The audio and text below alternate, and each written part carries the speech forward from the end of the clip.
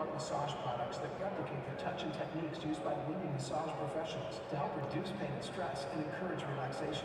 Now, Human Touch brings you the Supernova Massage Chair. Once you have chosen your program, the Supernova glides back into zero gravity to elevate your legs above your heart, the position doctors recommend to increase blood flow and get the most out of your massage. The Supernova from Human Touch, redefining the massage experience.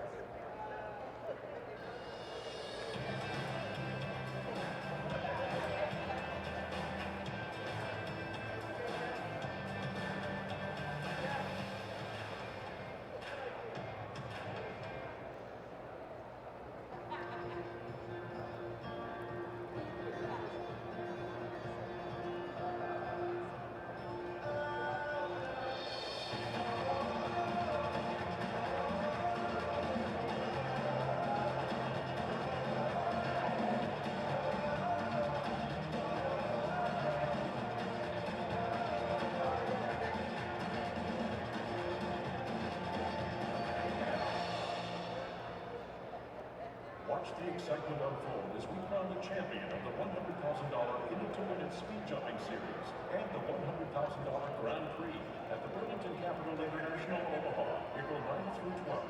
Visit OmahaEquestrian.com. Two of the world's most competitive and challenging equestrian events will return to Las Vegas in the spring of 2020. Don't miss your chance to see the Longines FEI Jumping World Cup Final and the FEI Dressage World Cup Final at the Thomas & Mack Center, April 15th to the 19th. The world's top jumping and dressage equine athletes and riders will compete for the prestigious title of FEI World Cup Champion. For tickets and information, please visit worldcuplasvegas.com or call 866-388-FANS. The concept is simple. In pursuit of one of equestrian's most coveted prizes, all roads lead to Las Vegas, to the Longines FEI Jumping World Cup Final. Riders, if you could finish up your course walk, please. Just a couple of minutes. We'll be closing the course. So if you could finish your walk, please. 2 minutes till we close the course. But nothing in this sport is easy, and this is a prize that isn't awarded. It has to be earned. By competing for crucial points against the sport's very best across North America to seize the opportunity to jump for the Cup in Vegas next spring. In the end, only one rider will be enshrined amongst the greats of the sport who have done what it takes to capture it. Ladies and gentlemen, the Longines FEI Jumping World Cup.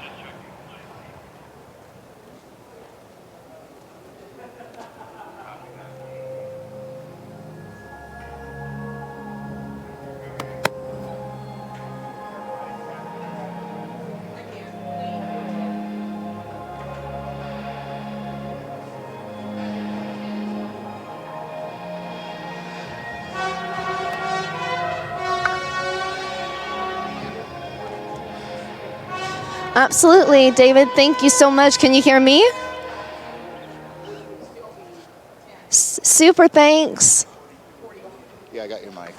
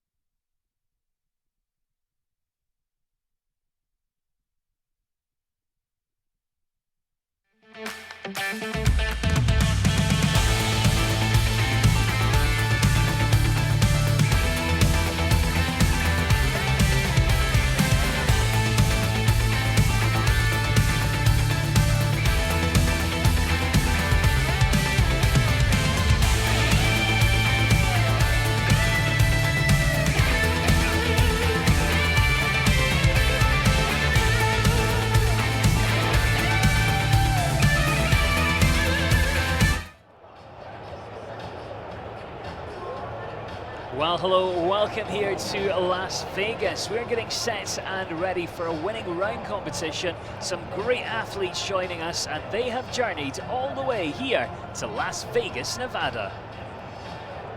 We are literally about 10 minutes from the strip, and there is so much to do, so many shows, so many restaurants, and I know a lot of the athletes have been out and about in those nights off, but we're here at the South Point Hotel and Casino. There's bowling here, there's cinemas, 12 restaurants, lots of bars as well, and the equestrian facilities really are second to none. Everything is indoors, all the stables temperature controlled, all the warm-ups, all the arenas here, and there's a couple of rings going on pretty much all day long. But we're getting set here, and it's a bit of a World Cup day for the Longines FEI Jumping World Cup Las Vegas. That comes a little bit later.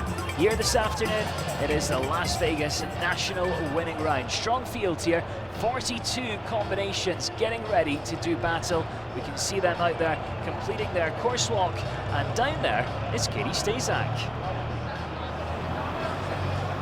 Thanks, guys. Well, true to form, as he's been playing all week long, Leopoldo Palacios, course designer, has set a pretty technical track and a few areas of difficulty that riders are going to have to watch out for. Fence 6, the skinny out of the corner, going to come up very quickly. Fences 8 and 9, a rollback in the back of the ring, very, very tight. And the final 2 fences, 11 and 12, a very careful plane coming out of an easy line to a final oxer that is set strategically just past the in-gate, all likely going to cause riders problems this afternoon as they get a feel for the arena and the venue leading up to tonight's Longines FEI Jumping World Cup Las Vegas. It's going to be a great class. Thanks, Katie, and I'm sure we'll hear from you a little bit later on in this competition, but for now, I'm pleased to say Mavis Spencer's alongside me. Mavis, these are always great competitions because we know, although it's not a jump off, it kind of is, and we're going to have an exciting climax when we get there. You know, this is always a fun class. It's the last class ahead of the World Cup tonight. We've got a great field of riders out here, and it looks like the track Leopoldo has set is definitely got, like Katie said, a few challenges out there, but at the end of the year, all the horses have been jumping well, so looking forward. Well, we can see some of the athletes that we're going to be seeing, you know, getting underway on that first page. People like Peter Lutz. The second page, Ashley Bond, Uma O'Neill, Vanessa Mannings, Richard Spooner, Charlie Jane. And that's the kind of theme that continues all the way through this field. We've got some great riders joining us here in Las Vegas this year. Yeah, and I think, you know, looking down the list, there's a lot of different young riders. You have a wide variety of horses, lots of different ages, experience levels, so it'll be a good class. Well, alongside the athletes, alongside me, Adam Cromarty, Mavis Spencer here, of course, as well, we have people getting involved with the conversation from all over the world, and you can as well, because we are live on FEI Facebook, we are live on FEI YouTube, and we really want you to get involved with that conversation, so you can let us know where you are watching from. The other night we had people from all over the world. I'm sure that's the case again today, and if you've got any questions, if you want to send any good luck messages to these athletes as well, feel free to do that. We'll certainly be keeping an eye on those feeds, and we'll be chatting along with you as things continue here this afternoon. Format though, 42 starters here in the first round. It's going to be the top 10 are all clears that will come back into the winning round, and when they return for the winning round, they come back in reverse order of merit. And if we do take anyone through on faults, the good news for those guys is that everybody comes back on a 0 scorecard. So the first round really is all about qualifying for that winning round, and although we don't call it a jump off, it really is. They're going to be looking for the turns, they're going to be looking to push on, and the only difference is when we get to the winning round, normally in a jump off, the time faults, they change to 1 for every second or part of a second. In a winning round, it stays to 1 for every 4 seconds or part of 4 seconds. But other than that, it's fast, it's tight, and it's going to be exciting. Yeah, looking down at the track, you know, you have a couple places where people can do inside turns. In a small indoor like this, you know, you don't necessarily have so many options inside of the lines, but I think it'll be interesting to see the lines that people do end up taking as far as some of the turns and options there. Well, Myra H is already on YouTube Live, and she's agreeing. She says, what a nice showground, and it sounds like a very complex course. And I think it deserves to be. You know, Leopoldo Palacios, he's built a couple of Olympic Games. He's known you know, for building at Spruce Meadows, and he'll have looked down the start list and seen that we've got some great horses, some great riders. But the difficult thing for him is, I know you mentioned this as well, Mavis, we've got some younger riders in the field, and also some good riders, but with younger horses coming through. But I think he set a test where It allows those with the experience and with the horses to really go for it today, but also if you are out with a slightly younger horse or a more novice rider, there's those other options as well. Yeah, I think part of the brilliance of Leopoldo's course designing is he's very good at reading the field of riders and horses that he has, and building not just to the strengths or weaknesses, but really giving everyone a chance to come out and perform well. Well, let's say hello to a few of the people that are watching on Facebook Live. We've got Carolina from Ocala, Florida, says good luck to all the riders and a big hug to Leopoldo. I'll leave that one up to you, Mavis. I'm not hugging Leo. Lara Winter says hi from Brazil. We've got Yannicka watching in the UK.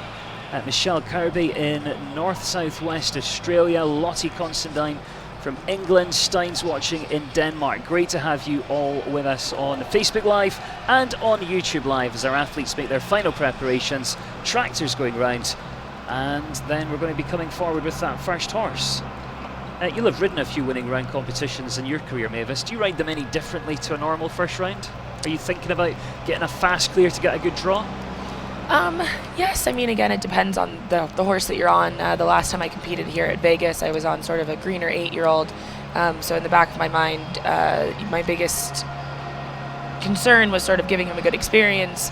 And we did end up clear, which was nice, but we were slow. So, we ended up coming a bit earlier on in that winning round format. But again, they do bring back all of the clear rounds.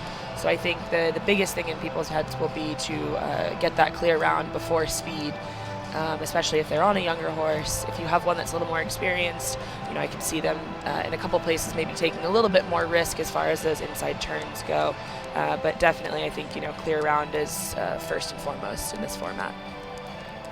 Well, we have heard our first combination making their way down towards this ring. They're going to be our pathfinders, and Jessica Gleason's getting us underway in just a second. But a quick reminder as well, tonight you can enjoy the Longines FEI Jumping World Cup Las Vegas. That one's only available though on FEI.tv. So if you haven't got a subscription already, get organised with that. And of course, if you are in the area, feel free to come down and join us. Still a few tickets left for that evening performance here on the penultimate day of the Las Vegas National Horse Show.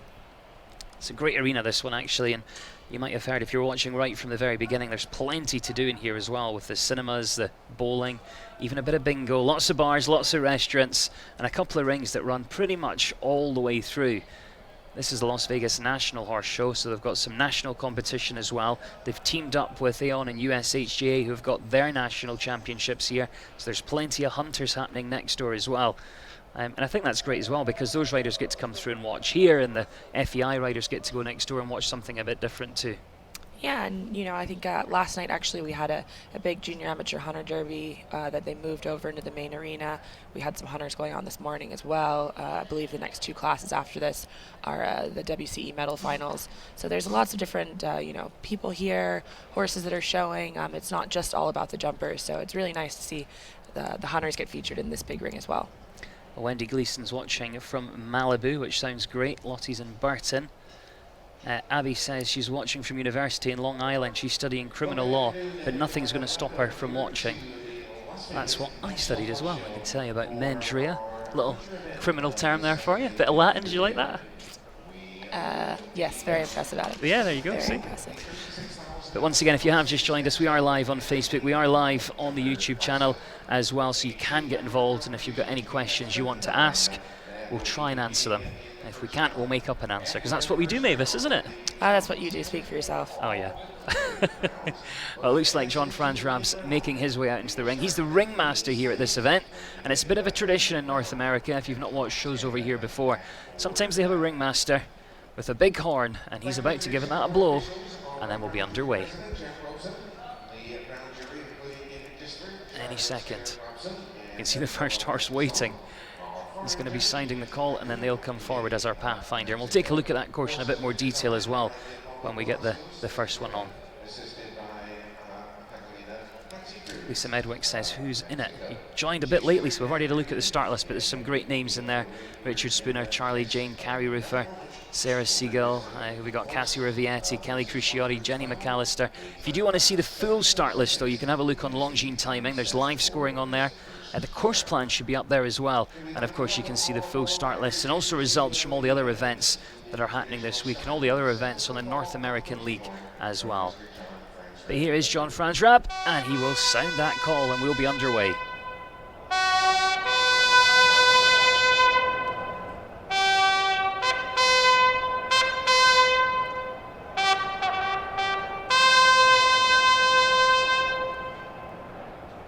Well, the call's been sounded, and that means the stage is set. We're ready for round number 1 here in the Las Vegas National winning round. Something else you could also do as well if you are watching on Facebook or on YouTube is hit that share button, let all your friends know that they can also enjoy the action here and that they can get involved with the conversation as well.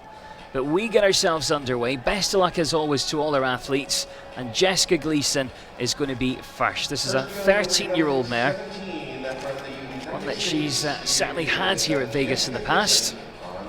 Yeah, I believe these two competed here together last year with some placings in their classes.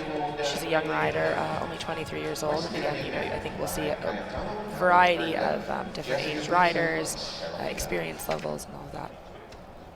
I remember when you were jumping in young riders here, Mavis. Not too long ago, Adam. Makes me feel older than you. So already you can see from 1 to 2. It's a nice looping turn. Yeah, and you know, this is a place where you sort of have a little bit of time between the fences and then everything starts coming up quick. That's one of the inside turns I was referring to, where you can either go around or slip inside there. And again, you know, time will be a factor in the riders that are brought back in the winning round. As we were talking about earlier, they've all made that plan when they're walking the course. They'll have decided, are they going for a good time to get a good draw? Have they got a slightly more novice-y horse and they just want to try and keep clear and come home within the time? Yeah, and this is an area of sort of signature Leopoldo of what he's been building this week. All of these fences come up very quick at the ends of the ring, but Jessica's handling this really well, and Serafina's jumping a really nice round. Time allowed here set at 74 in the first round, and with Leopoldo, you always expect that to be part of the test. And just inside today, 73.190. You can see that big smile on her face, which is great to see, and we get underway here with the clear. Knowing Leopoldo, though, I don't think he'd want to get more than 10. It's 10 that go through are all clears, but I think he'll be aiming for 10 or under. Yeah, you know, a couple of these classes now that we've been watching, the first two riders have gone in and made it look very easy. And then as the course has gone on, we've seen, you know, at least 1 or 2 trouble spots that come up. But, you know, I can't really fault any part of that round. She made it look very easy. She helped the horse when she needed to, and the horse jumped really well for her. So good for Jessica. And Unravel was saying on YouTube, talk about strong. This babe is super strong. Good for her for holding him back greatly. This is Mackenzie Hudson coming forward next, the 10-year-old mare by Lexicon, the Cara Fortuna. Some Quasimodo lines on the dam side of this horse if you do follow breeding. So we've had one go. They were clear within the time allowed. 73.19 was Jessica's time. Time allowed once again set at 74 seconds. Yeah, Mackenzie has competed this horse at quite a few shows this year, including the Split Rock show in Santa Fe, the Columbus show as well, and Del Mar and Thermal. She's another one of our young riders in the field at just 19 years old. It's great to see some of these younger riders as well, you know, really starting to come up the grades. Yeah, and you know, we don't really have a ton of international shows out here on the West Coast, but a lot of these show organizers have done a really good job, you know, adding more in throughout the year. We have that Stepping Stone series and the Mark Held classes, which are great, but it's really nice seeing some of these young riders start stepping up and, you know, being really competitive in these divisions against the more experienced professionals. And I think some people watching, you know, from Europe and other places around the world might not just appreciate how big the US actually is. You know, for World Cup, we've got East Coast and West Coast, but it's almost like, I don't want to say 2 different countries, it's not, but you know what I mean, it's just so far apart that you do have that divide. Yeah, and you know, you have so many shows throughout the year as well in your respective places. What's really... Whoa. Oh, that was a shame. She was working on a really nice round there. It looked like they just had a bit of a miscommunication.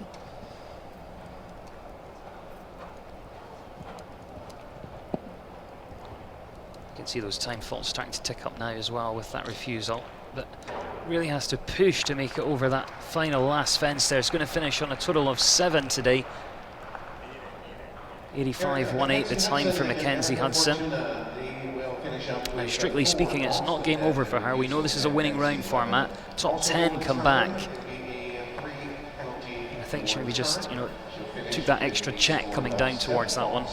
it looked like the horse was just a little bit confused about where she was asking him to leave from, which is too bad because they jumped a really nice round for the rest of it.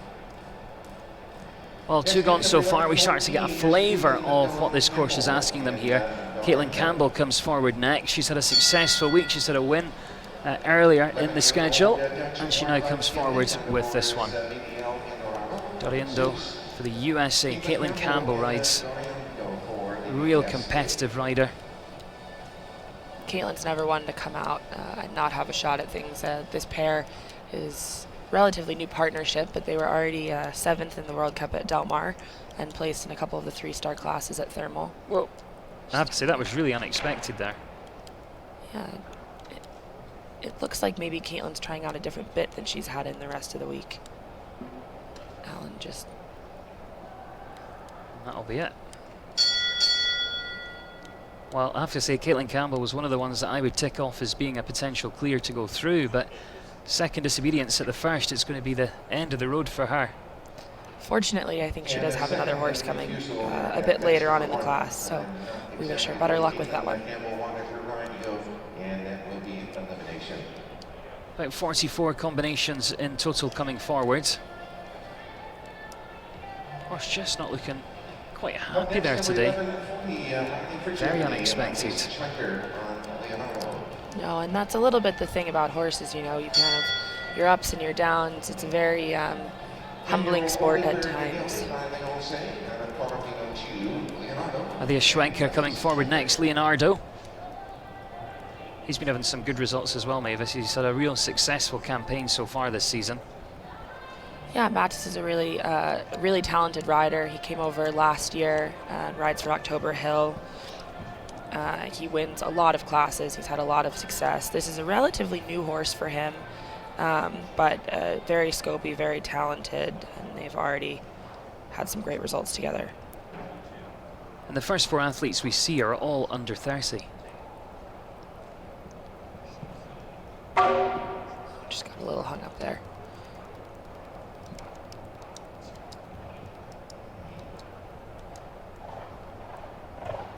So at the moment still sitting on that 1 clear at this stage. It's a little bit tappy. Yeah, that double comes up quick out of the turn. You know, he took the outside option, but you still don't have that much room to make adjustments there. And that's a theme that we've seen, you know, throughout the week. We come into these indoor rings, and on the West Coast especially over here, you don't have too many indoor shows, especially in arenas this size. No, you know, Sacramento would be the only one that would be sort of comparable, and that was actually the beginning of our World Cup tour. Then you move on to Del Mar, which is a very large, it's basically a covered outdoor arena for how big it is. And then obviously most of these riders have been at Thermal the last 2 weeks, so it's quite an adjustment for both horse and rider to move into a small indoor like this. The judges have rang the bell. I think he may have just missed out a fence there. Yeah, misses out a fence, goes off course. You can see that smile on his face because we've all done it. I bet you've not done it the way this, have you? Not in a while anyway. But yeah. Yeah, you can see he just jumped that Longines Oxer rather than the red pinstripe next to it. So staying on that single clear from Jessica Gleason then. She was clear in 73.19. And of course, once we've seen 10, we'll start to develop an idea of what it's going to take to head through towards that winning round. Top 10 or all clears will progress here today. And I would think he'll probably get about 9 or 10 clears in this one. Peter Lutz is going to come forward next. He's a man that's been to the World Cup finals in the past, and today he rides excellent. He's had some great finishes over the last few months. Yeah, Peter's a very experienced rider. He competed at the World Cup finals in 2016 in Gothenburg. This is one that they've had really good results together in Traverse City and Socrates. He's got a good group of horses out here. I believe Peter actually won the World Cup Grand Prix here in 2015. Yeah, I think that's right, yeah.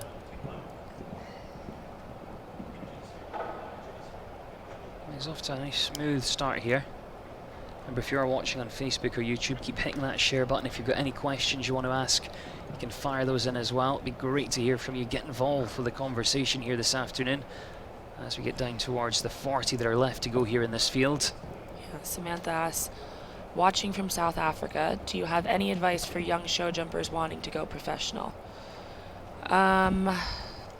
I think, you know, everyone has their own path toward figuring out what they want to do in this sport, but I think really, you know, working hard, taking any opportunity you're given, not necessarily considering yourself above any aspect of the sport. I spent a number of years grooming, which was an incredible experience, and once I started riding again, I think it really helped my riding.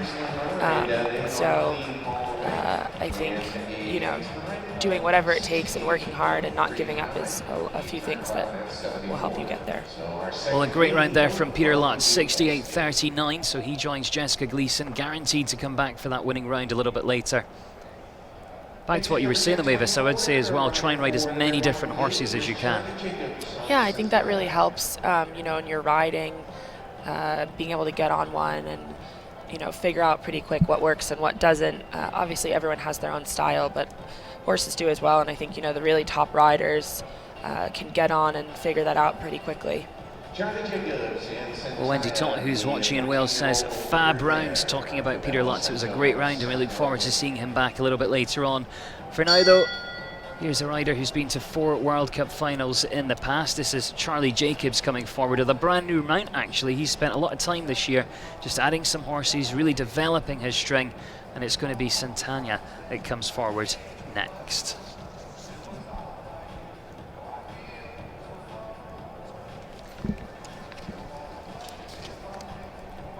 New one for him. 14-year-old mare though, by Double Santo, out of a Sandro Hit mare. Sandro Hit, a great stallion. Charlie's another one that has a lot of experience. He's been to 4 World Cup finals already. And he's made the trip out here from the East Coast to try and pick up some more points this evening, hopefully. He's definitely got a plan to be at World Cup finals when they head here actually to Las Vegas in April. And some great news came out today as well that the World Cup finals in 2023 are going to be heading back to Omaha, Nebraska, who hosted them for the first time in 2017, and it was such an amazing finals. I was there and the atmosphere was just absolutely electric. Yeah, everyone's had really great things to say. I know that they've put on a couple shows since then because it was such a world-class facility. Our feature class yesterday, the In It to Win It, actually has its final there in April. Yeah, that's right. Yeah, it's gone back to being a national show in the following years, so it runs every year now. But I'd imagine leading up to it for a year or two, they'll go back to having some FEI competitions there as well. I'd say Charlie's doing a great job at the moment. He's having to make little adjustments just here and there. Yeah, this has been a very nice round so far, not to jinx him, but you know, this is a 14-year-old horse that has a lot of experience, so that's always a heartbreak. 74.990. The only saving graces in this competition, though, he might come back because this is a winning round and it's the top 10 that are guaranteed to return for that winning round. Yeah, Leopoldo loves having those end fences. I would say there are a lot of riders out there who would wish that he had given them slightly a bit more room, but again, you know, course designing in these small indoor rings is just as difficult as having to ride in them. You can see there, especially right by the in gate at the end of the course, it's a hard oxer to jump. Yeah, and I would say Leopoldo kind of never does anything by mistake. He'll have set these tests and questions to test, you know, different areas of both the horse and the rider. Vanessa Mannix has been having a great week. She's had some good results in the ring. She's had some good results on the golf course as well every day. Vanessa Mannix and Valentino next for Canada. This is a horse she knows well. It's a 10-year-old gelding by Kostrom Z. Yeah, this pair were actually 6th last week in the World Cup qualifier in Thermal. Vanessa has elected to choose her other horse, Katinka, for the World Cup class tonight. She trains with Connor Swale, who's also here, also competing, and who's also been on the golf course. Yes, Vanessa and Connor and James. You know, these World Cup, not World Cup classes, but FEI classes during the week go quite late.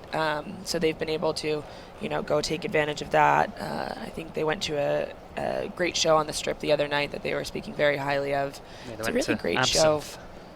Oh yes, it's one of my favorite shows in Vegas. I'll have to try and check it out before we leave here. A lot of people have said that. I would say if you are going to go and see that one, don't go if you're easily offended, which won't affect you. But luckily, sitting next to me.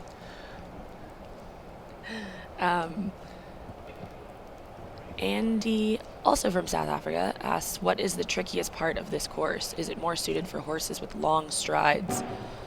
That was too bad. That pinstripes, I've really been getting them all week. I don't think necessarily one type of horse is better than another. But having a horse that's very adjustable and very broke to ride is very important as far as, you know, being able to make adjustments on course, seeing as everything does come up very quickly. I would say there's a few places that can be quite tricky.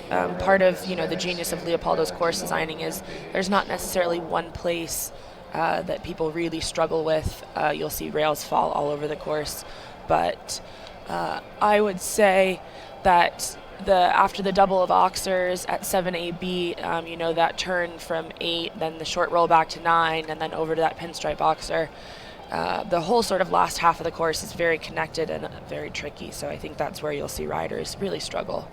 Well, Vanessa there just finished on the 4, so she heads into 3rd place at this stage. 2 clears at the moment. We've seen 6 or 7 go so far. And again, once that top 10 has been, and we've got some good results on there, we'll develop the top 10 and we'll keep you posted about who's going to be progressing forward to the winning round. Top 10 are all clear to go through. As I mentioned earlier, I think we're going to see, you know, about 9 or 10 clears, I'd imagine, in this one. Yeah, you know, I think Jessica went in as the first rider and made it look very easy. And then obviously Peter Lutz has, you know, a lot of experience again. But ultimately, I would say that would be the number that Leopoldo has in his head, maybe even allowing in 1 or 2 4 falters or those with a time fault as well. Yeah, absolutely. And I think also a real adjustable horse is good in these smaller arenas. Uma's just making her way forward now. She's going to be our next at Simo O'Neill for New Zealand. I'm sure we'll see her in the World Cup tonight as well. Of course, you can watch the Longines FEI Jumping World Cup Las Vegas on FEI TV. That starts tonight. I think it's about 7:30 local time here in the Pacific time zone. But this is Uma O'Neill coming next with Edelweiss. Represents New Zealand. She's got some great horses at the moment. This has probably been one of her most successful years so far. Yeah, Uma's got a lot of experience competing in these World Cup classes. I believe this is the first year that she has switched her nationality and is now competing for New Zealand. This is an 8-year-old horse. Again, probably one of the younger horses we'll see in this class, but Uma really thinks highly of the mare. She's got a lot of talent, a lot of scope, a lot of qualities you look for in a horse to jump, you know, at the top level. So it's just a matter of gaining experience together and developing their partnership. Well, Carol Driver says good luck New Zealand. Wendy Gleeson on Facebook Live as well says go Uma. And Jenna Stone says, what height are the fences in this class? I believe this is a metre 50 competition, maybe a 145? 145. 145? But I think there'll probably be a couple of fences out there that are a metre 50. And again, you know, with everything coming up very fast and being in a small indoor, it rides a little bit bigger than it normally would in a larger outdoor ring. Uma trains with Mariana Magi, who's also riding here at the show, and we've seen her at Spruce Meadows over the summertime. Yeah, and she competed at Thunderbird as well. She was actually the only clear round in the World Cup with her other horse that she'll be competing on tonight. So that's always a nice way to win it when you don't have to jump off.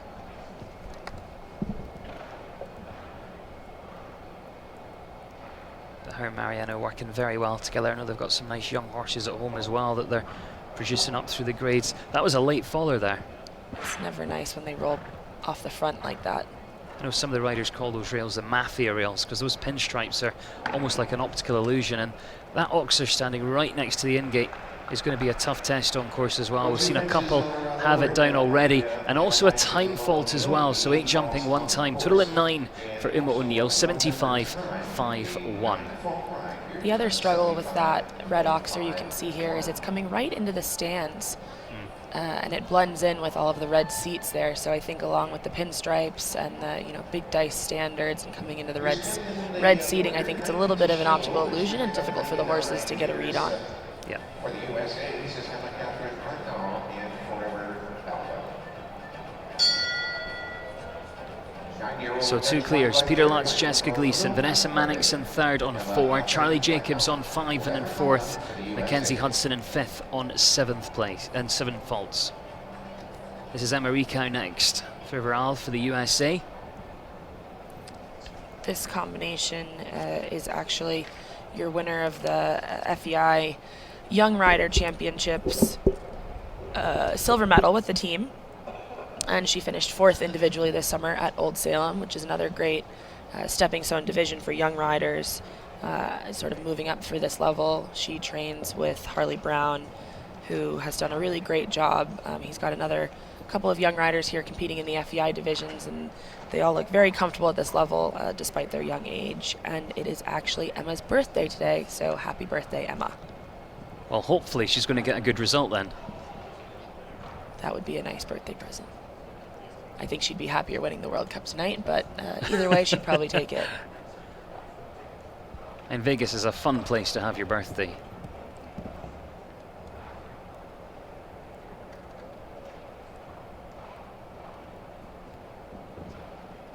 No problems there at that red oxer.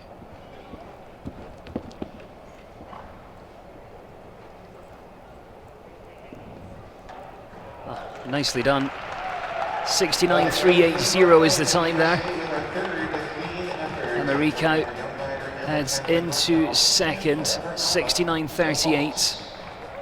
3 clears. And remember, those times are important even though we're in the first round, because it does decide the starting order for the winning round when we get there. But Emma rode really well today. That was a great round, and that horse is actually only 9 years old, so it was really great to see both of them come out. And again, over this past year, they've gotten really comfortable competing at this level. It's a testament to both horse and rider and the program they have behind them. She made that look very easy. I think Emma also is leading the WCE medal finals, which come next. So again, you can see she's got a wonderful position and way of going. And a busy day ahead. Richard Spooner, though, he'll also be involved in the World Cup here this evening, but in this competition, he's got the 9-year-old stallion by Heartbreaker called Love.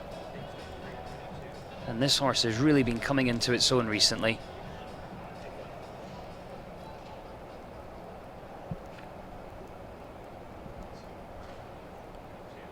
Getting off to a good start. You can see how smooth he can make these turns. Yeah, I would say Richard is one of our World Cup veterans. He's actually been to 15 World Cup finals, which is very impressive. This is a horse that he's had a lot of success with in these 145, 150 classes. You can see it goes into Hackamore actually, and he's quite happy. It's hard sometimes riding horses and without a bit, especially in these small rings when everything comes up very quick, but Richard does a very good job with it, and the horse jumps well. When he first got this, he had to work on the rideability a little bit, and I think he tried a few different bits before settling on the Hackamore. Yeah, it's funny. Sometimes horses actually go better without a bit than they do with it, and you don't really notice necessarily the difference.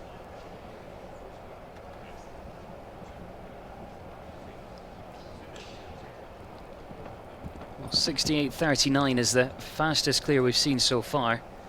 He's not going to be that quick, but still a very smooth effort there. 71.150 the time. Got another clear. That's the 3rd fastest we've had so far. So at the moment, we've still got quite a good draw in that winning rounds here.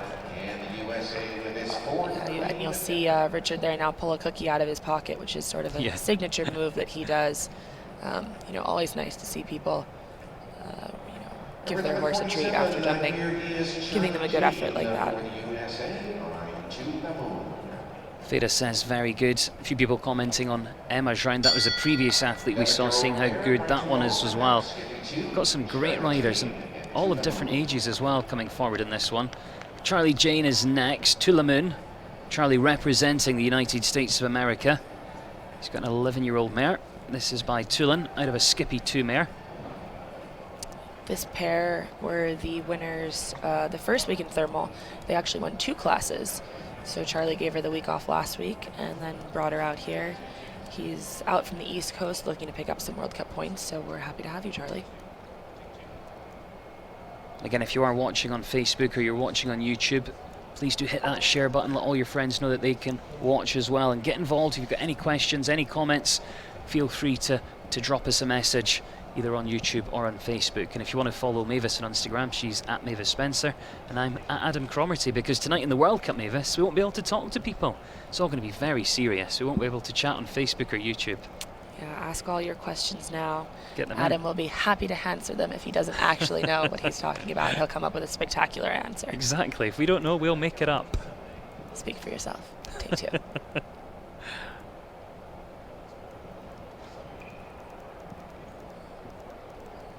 This horse is jumping a really good round now. I don't want to jinx it, but Charlie's giving it a great ride. And you can see it's a bit of a smaller horse, but he does a very good job. Charlie's very tall in helping her and staying out of her way at the same time.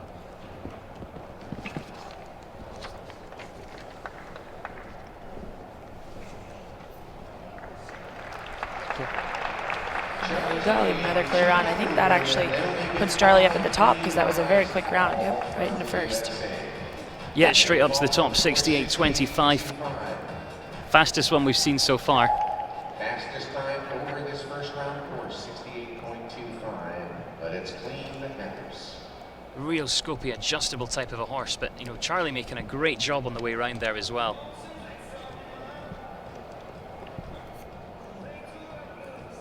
Next up, number 1145 for the USA, there's Simone Berg. Simone Berg's next.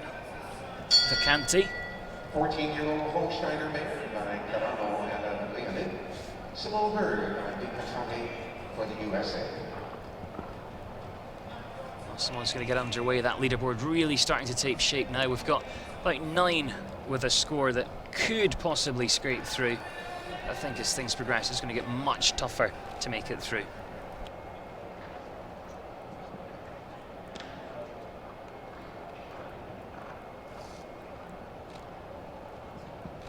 Simone trains with Meredith Herman out of the Sonoma Horse Park. They put on a number of great shows throughout the year up there. And this is a horse that she's been partnered with some while now. They have some great results in the high amateur divisions together and jumping the National Grand Prix as well. This is definitely a question you can answer better than me, Mavis. Tell us more about the West Coast lineup of competition. Someone from Northern California would like to come and watch. I have more experience with the shows in Southern California.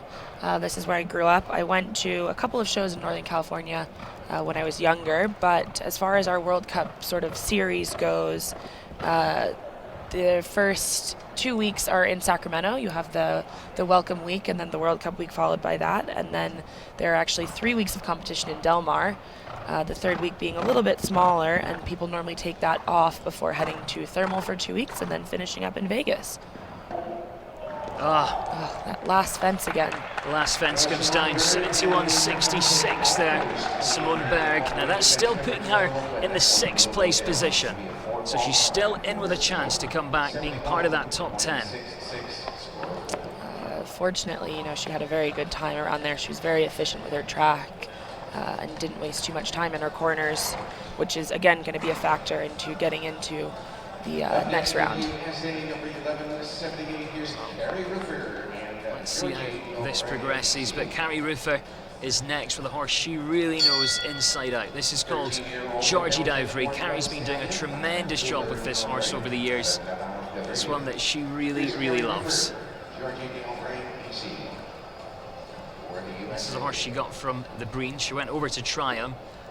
I think it was actually at Hickstead she tried him, and he was just said to her, you know, go out, have a hack around, have a play about, and I think she instantly fell in love with him. Yeah, this is a horse that Carrie's very comfortable with at this point. George, she loves to call him the hippo, but he really does. I mean, he's so quick, he's so clever. They've really got a strong partnership, and they've got a lot of good results together. Carrie's got some good horses at the moment. She's also got a paint horse. We're a part of the paint horse club, yes. Although Carrie's is a little bit chunkier than mine and got a bit of a better mane at this point, but we're working on it. And at her facility, she's also got a retirement program as well. So she's got a lot of horses there that come to her for retirement, and it's a really nice facility. But this is a horse she's done everything with. Yeah, they've been successful together from the high junior amateurs all the way up through the these World Cup classes. So I don't want to jinx her. I did the other class. Oh, little rub, but she gets away with it. Somehow. We're good. We're good. You're safe. She came up to me after and was like, I wouldn't have thought anything of it until you mentioned it on the live stream. So 70.82 is the time for Carrie Ruther. So that's going to put her into fourth place, Yeah, I would say it's looking less and less like the four falters are going to end up being able to make it into this tonight.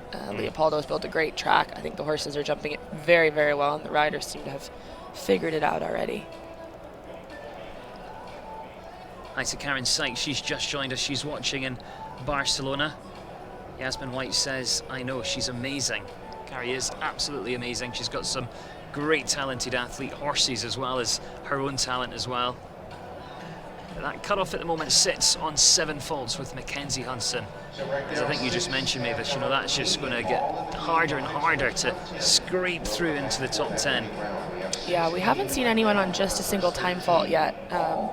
So hard to say if we do have any of those if they'll make it in. But having only seen 14 go and having 6 clear, it's not looking like anything other than clear rounds will make it in tonight. Nan says good sound effects from the comment. I hope that was you and not me. Yeah, that was me. It was you the other night. Now I take full responsibility for that. I might cluck at some point too, so apologies Just a warning. for that. Yeah, I'll try and do it quietly. Kelly Marie says it looks like a fun course she's watching on YouTube Live. To be honest, when Leopoldo's building, it normally is. He normally sets out some nice questions. There's normally a couple of nice rollbacks. I had a look at the World Cup course, and if you're going to join us for that on FEI TV, we're in for an absolute treat with that one as well. This is Ken Dickey coming next, Calvadior Z for the United States of America. He's been in the sport for many years.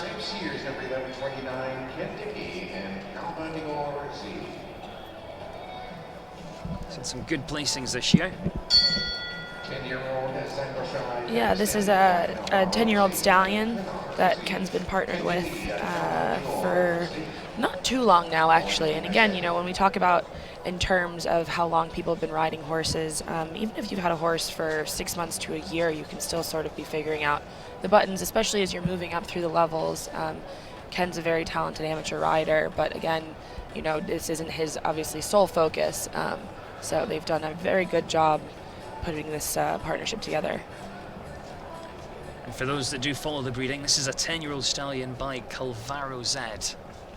What's your kind of favourite stallion at the moment, Mavis? Have you got any favourites that you like to follow? I'm not necessarily a big one to follow stallions just for the sake of following stallions. I've had a lot of different bred horses. Working in a sales barn, you have a lot of different ones that come through. I had a very good Choco Blue horse that I rode. I had my first horse that I started jumping in the bigger classes was by Cornet Oblensky, and he was a little bit of a handful and had a lot of blood and was a bit quirky, but for me, that was the horse that really got me into the big ring. I jumped my first Saturday nights on him. I think everyone sort of has their preferences, but I don't have one necessarily that I really stick to as far as when I'm looking to buy a horse. And as long as they jump nice, that's the most important thing. Exactly, yeah. De King is watching on YouTube and says he likes Chaco Blue. I like Chaco Blues as well. They're really normally clean through the front end. Yeah, and they can be a bit quirky too, but I think they're very good horses.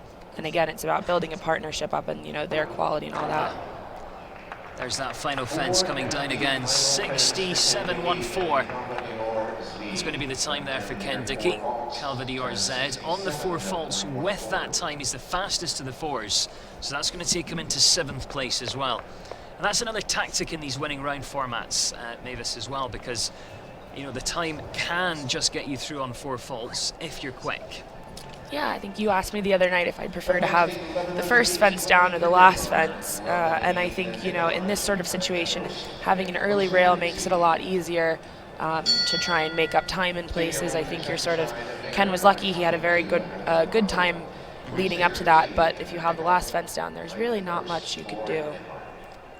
Well, we were just talking about the stallion Chaco Blue. This one's actually by Chaco Blue.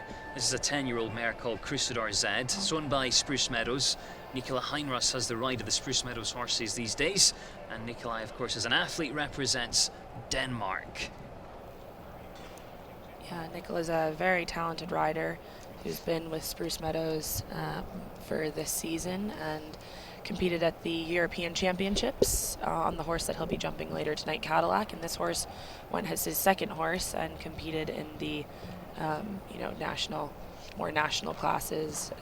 It's a very, very scopy mare, a lot of quality.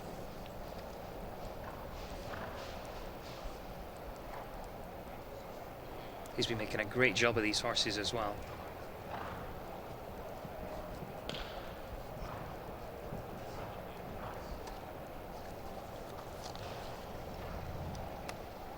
You can see he's got great technique.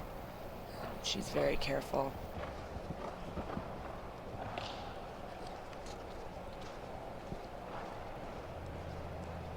Seems like we've had a lot of gray horses in this class. Actually, a lot of you are commenting on that. A lot of clean grey horses as well. Real testament to the grooms.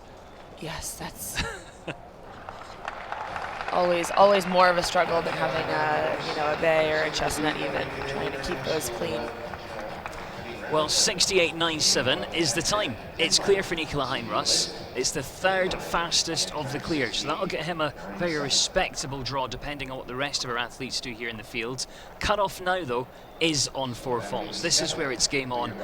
It starts to get a little bit more interesting as well, because they know if they have a rail early on, then if they want to be in with any chance of making it through to the winning round, they really have to put their foot down.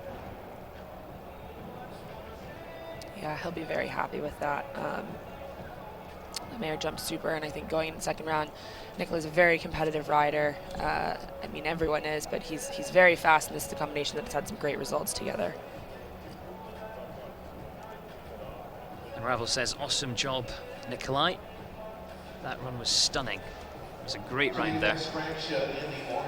So we've got Charlie Jane is clear, Peter Lutz, Nicola Heinross, Emma Richai, Carrie Ruther, Richard Spooner and Jessica Gleeson. That's the 7 clears. Then we've got Ken Dickey, fastest of the 4s in 8th, Simone Berg's in 9th and Vanessa Mannix is in 10th. Top 10 are all clears making it through. Barking Mad Media says Adam is my hero. Good thing he's sitting next to you, Adam. Did you have to pay him for that comment? Or? Oh, Mavis too. All right. Mavis too. It's okay. We're good.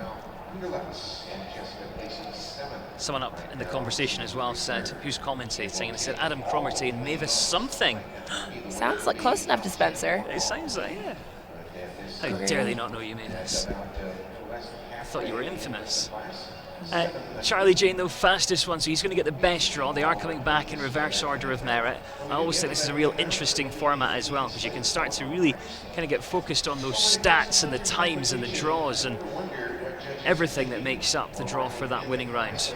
And I think it's very exciting, watching obviously here, or if you can't be here watching in the live stream, the format of having either all the clears or 10 come back. It assures you of having a really good jump off in the second round. So looking forward to that.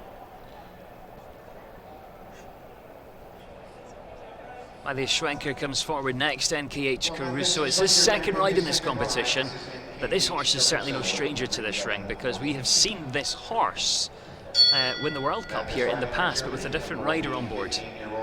Yeah, Matis actually rides for October Hill. This is a horse that Christian Heineken won the World Cup here at this show on back in 2016. He's 15 years old, so he's got a lot of experience. And this pair has already won several classes this year throughout the World Cup shows. A couple of people asking about the format again, asking why would you want to be fast and risk having a rail? Why wouldn't you just go for a careful clear? But it's because, Andy, that the starting order for the winning round is decided by the faults and time from round one. So if you get a fast clear, it means you get to come right down towards the end. And in the winning round, it's a bit like a jump off. You want to be the fastest one with the lowest number of faults. So that late draw can really help. De King says it's because it's timed, and if you're too slow, you might not make the top 10. And that can happen in a winning round format. There's a few different ways to run it, but today it's the top 10 or all clears that are making it through. So if you're clear, you're going through. However, you might have a really bad draw and have to go first. So that's why you might see some of them going through. But if you were listening earlier, me and Mavis were both discussing, you know, you've all got the plan that you want with your horse. If you've got a bit of a younger horse, you'll go for that steady clear. If you are in it to win it today, you've got the experienced horse, then you can put your foot down and try and get a good draw. Yeah, take a bit more risk. But again, you know, I think he might have caught that with his knee. Yeah, I think that horse maybe just shifted off the wall a little bit there. You can see actually he is shifting a little bit right on him. A little rattle at the last. Right, it's 4 faults. It's 68.78. Does that get him in at the moment? Yes, it does. It's going to put him into 9th. So at the moment he would get a place, but I think with what we've got left to come, I think he's out. Yeah, I would say with already having 7 clear. You can just see here again, it looked like he just shifted left and he actually caught it with his foot.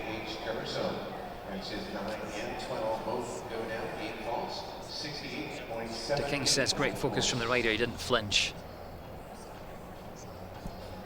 Andy asked, is the jump off capped to a certain amount of riders? It is all the clear rounds or the top 10.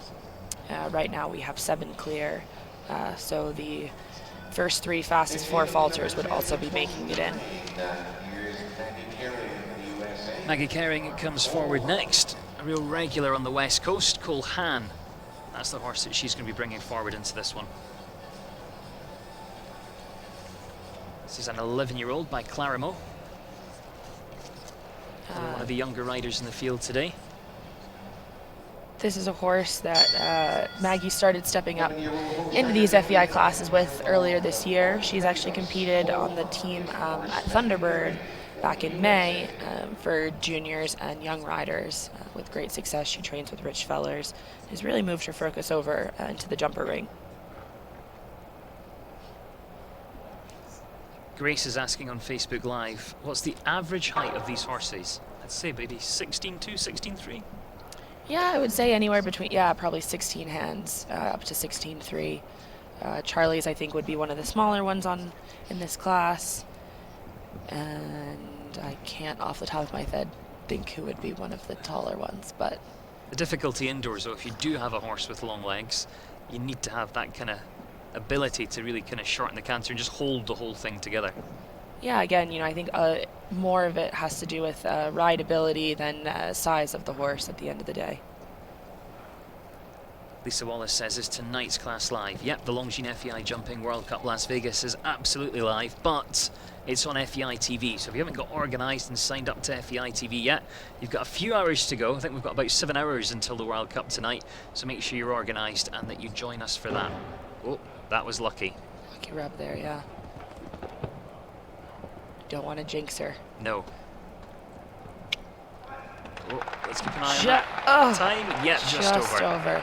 It looks like those timers are actually quite far away from that last jump. And actually, now that we're looking down at the ring, they're on a bit of an angle.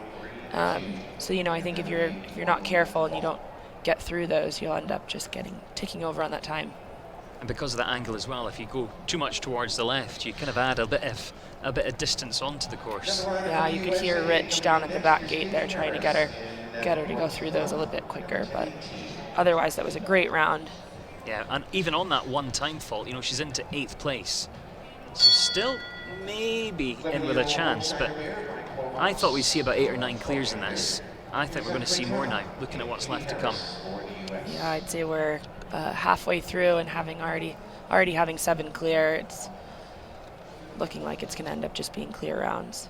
Here comes Katie Harris now. Huge personality, some good talent as well. And this is the 11-year-old mare, Quaitiana. Represents the USA, does Katie. She's had some nice finishes already this year. And a couple of nice horses as well out and about at the moment, actually. Yeah, Katie's got a great group of horses here. Her Lafino horse is, I would say, her best horse that she jumps in a lot of the big classes, but this is another one that's very competitive at this level. It's got a great style, and they're becoming very competitive together.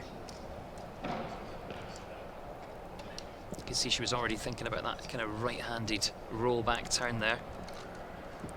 Oh, to push to get out over there. The horse made a great effort over that jump.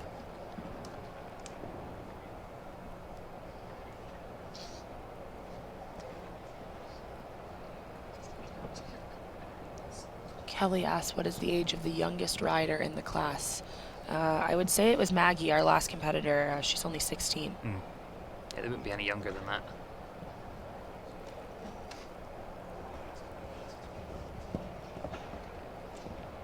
But the USA has so many young, talented riders coming through. And you think of people like Brian Mowgray, who was actually just hanging on to be able to jump the World Cups.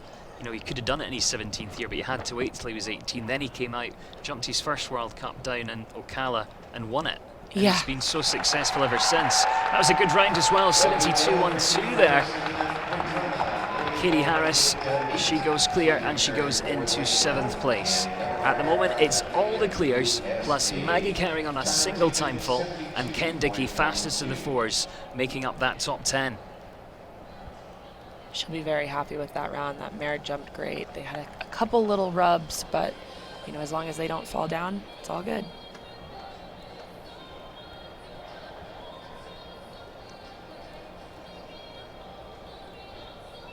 Of course, the more riders that make it through, the more pressure is going to be on when we get to that winning round. I think it's building up to be a very, very fun second round. Amy Boutwell says, where is this? We are in Las Vegas, Amy. You should be here. Shani asking, are they all warm blood horses? We'll answer that in a second, but let's get Delaney Flynn on track next with Milan the 4th, another for the home nation. Are they all warm blood horses, Mavis? I believe so. I mean, there's a lot of different breeds, but I don't think we have any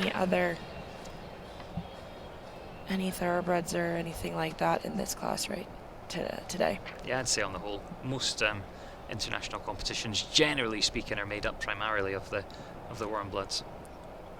Yeah, that's not to say though that thoroughbreds aren't a great breed. I remember growing up, Richard Spooner had a couple of really wonderful thoroughbreds that were very successful in a lot of the Derby classes. Woo!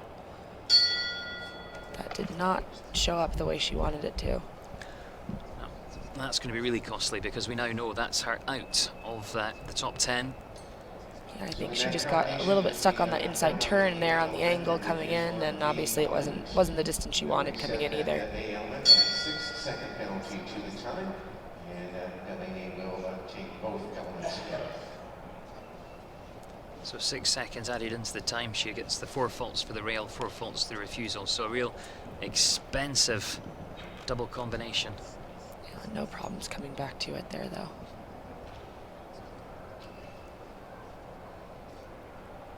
Carol Ward says enjoying watching the live feed in Connecticut. Watched last night too. Hopefully you'll watch tonight as well, Carol, for the World Cup. So it's all just academic now. Just want to give the horse a nice finish. And you can see it just kind of drop through the right shoulder there. Yeah, those turns are hard. You know, the fences come up quick, and those are both pretty tall verticals. So you really have to, square up those turns in order for them to jump well. You can see he's just shifting a little bit here. And it has to fight to the last. That did not go to plan down towards the final fence today. And actually, she kind of, because of what happened, was almost walking when she went through the finish line, so it looked almost like the clock didn't stop, but it is just because it's set so far away from the final fence. It just took her a while to get there. So 22 was her score, 79.05. Yeah, you can see again here, he just didn't really get his eye on it. She came in a little bit at the angle, and I think he didn't quite pick up on the distance that she was wanting him to leave at. And he just started shifting a bit already at that fence, and I think that's what got her in trouble. So cut off at the moment then, it remains on 4 faults. That lies with Ken Dickey. All clears, Maggie Carring on the time fault, Ken Dickey on 4, fastest of the 4s. Andrew Ramsey's next, California. He's had an amazing campaign so far here this week.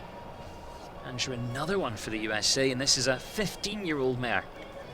Yeah, this pair was actually our winners from the qualifier on Thursday night.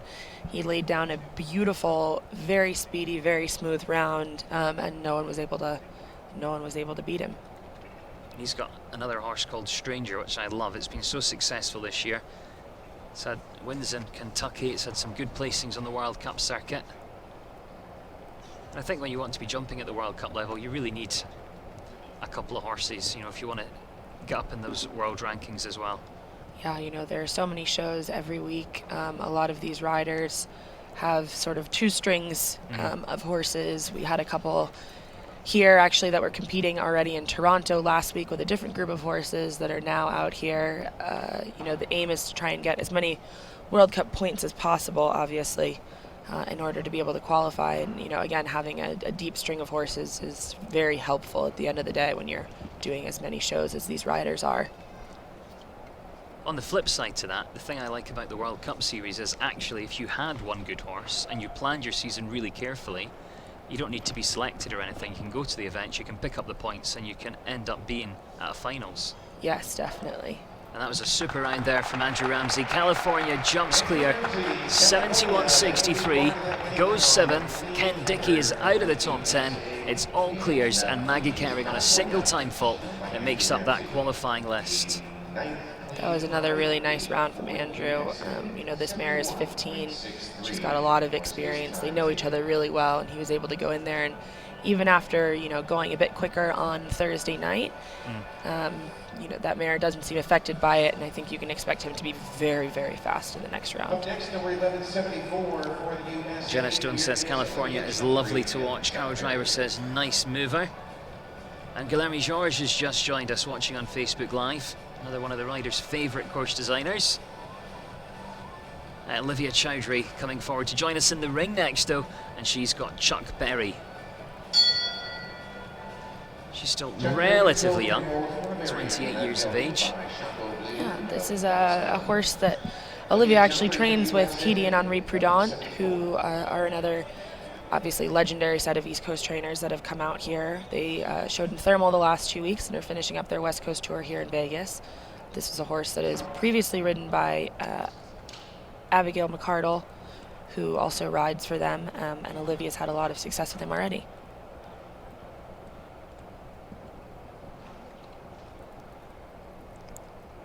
Well, we now know at this stage, if you do have a rail anywhere on course, it's game over. And with the top 10 made up of clears and a time fault, I think it's fair to say now if you want to make it through to the winning round, you've got to be clear. Yes, you know, I think even with watching the first one go, there's always that sort of question with Leopoldo's course designing, if they made it, you know, just look easier, how it was going to jump. But I think the horses and riders are handling this track really well, and it's jumping very nicely for them. And even if you're out of contention, if you are on a slightly younger horse or a new horse or you're a younger rider, it's a great opportunity to get some experience in a smaller ring as well, especially if you're based out here on the West Coast. Yeah, you know, again, we don't have that many shows where we jump in an arena like this. So, like you said, it's really nice having this opportunity, and Vegas does a great job. The show organizers getting this all set up. Well, just 4 here today. Oh, and just over the time as well. So picks up a time fault, finishes on 5, 75.45 for Olivia Chowdhury and Chuck Berry. Buttons is watching in Fife, Scotland. I grew up in Edinburgh, about half an hour away, and actually used to run shows in Fife. Fun fact, De King said that horse was pulling a little bit too much. Well, they were just kind of working on the communication issues, and you know, we've been talking about being in these indoor rings as well, and the fences come so quickly, so there's not really any room where she could, you know, use a corner to balance the canter and then get organised and come round. Once you start, there's just no stopping. Yeah, and you know, I think she did a really good job with you know, managing him as he was going around, and it really was just a shame to have that first jump down. Cassio Rivietti and Sirius de Rizio Z comes next, one of the international field here. Rides for Brazil, used to ride for the Ukraine, but what a lot of experience this man's got. He's been to a couple of Olympic Games, he's been to 3 World Equestrian Games as well. And this is a horse he had in Thermal last week, I think, Mavis. That was actually his first show with this horse. They're a not even relatively new partnership. They're still obviously getting to know each other, being their second horse show. But Cassie is a very experienced rider. This is a really fantastic horse with a lot of experience as well. So they obviously felt comfortable, you know, coming here and jumping these classes. Last week already in the World Cup qualifier, he actually just had a fence down, and it was a shame. It was a late falling rail, and they jumped a really super round otherwise.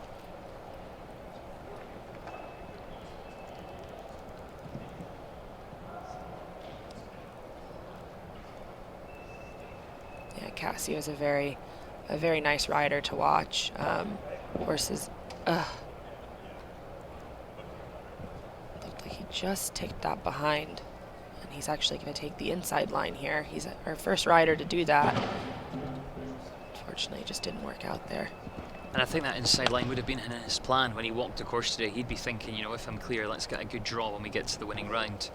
Yeah, and again, you know, I think his idea was hopefully to try and be a fast 4, like we talked about, but with having that fence down, you know, trying to be as quick as possible in order to hopefully make it in, assuming there aren't, you know, 10 clears, which... But what an exciting horse for the future. After the way it jumped in Thermal and the way it jumped in here, I think that's going to be a nice addition to his string. Sonia's asking if Carl Cook has jumped yet. He's not. He's still to come, so you'll be able to watch him if you stay with us. Stephen Gallagher's joined us. Karen's watching in Quebec, Canada, and Justin Prather is from Canada, so you joined at a really good time, Karen. Again, if you're watching on Facebook Live, you're watching on YouTube, keep hitting that share button, keep asking questions and getting involved with that conversation. But this is EZ Ace, Justin Prather for Canada.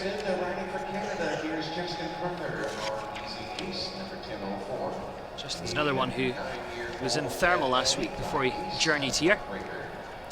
Yeah, he's actually been showing in Thermal in Vegas the last couple of years. He had 2 top 10 finishes at the Langley shows back in August. He's been representing his country from a young age with some of the youth championships. That was years and years ago. Now a senior rider, of course, out there doing some really good things. We're just having an early rail today. And again, this is another bit of a newer partnership, so it's still sort of figuring each other out. This horse only 9 years old. Well, a couple of rails now. This is a new one on his string, of course. And I think because of that, he's now finding out more about it. What's it like jumping indoors in a small arena where the crowd's on top of you and there's banners and curtains and everything else that goes into this championship arena that they build here at the Las Vegas National Horse Show. So you'll be making lots of mental notes on the way around. And I think too, you know, when you get used to them all year in one sort of arena, obviously it's some great results at Langley, which is a big open grass field, and then coming inside here, you know, you might have one horse in one arena and one horse in a different one, so they're still sort of figuring each other out. Well, 12 jumping in one time today makes a total of 13 for Justin Prather. He's at ace. 74.91's the time. Someone on Facebook Live saying, what do you find more disappointing, the first or the last rail? Well, I would say in this competition in particular, though, normally in a winning round format, if you have the first rail, it allows you then to try and be the fastest 4 and maybe get in. We know that wouldn't help in this case now because we've got so many clears that a fast 4 wouldn't get through. What do you find more frustrating, first or last? I think the last is more frustrating. I think the first is worse to have, though, because you have that whole course to get through and hopefully just keep it to the 4 faults. Yeah. Morgan Calpe next. Ikamonia for the United States of America. She's had a win already this season. I think that was out at Sacramento. Some good placings at Simona as well.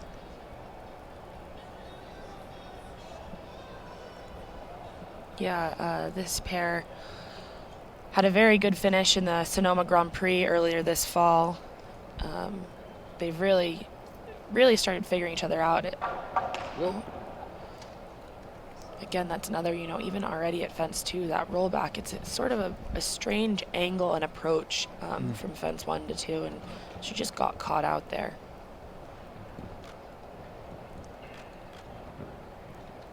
I like this comment, Mavis. Stephen Gallagher says, Mavis, I don't mean this in a creepy way, but you have a great voice. I'm sure that's just how he was thinking it as well. Just how I said it there. I think you made it a lot creepier than it was intended to be. Oh, wow. It was a great effort out. Did well to recover down there. Yeah, it looks like they're just having a couple problems today. Might just stick her hand up, though. Let's wait and see. Maybe she's just going to regroup and... See what she decides to do. Either way, it's going to be a great decision, because either she's decided to call it a day because the horse doesn't need the experience. It looks like she's just going to go ahead and jump the first fence and come out. She's taking a good fence to finish on a good note. There'll be no score.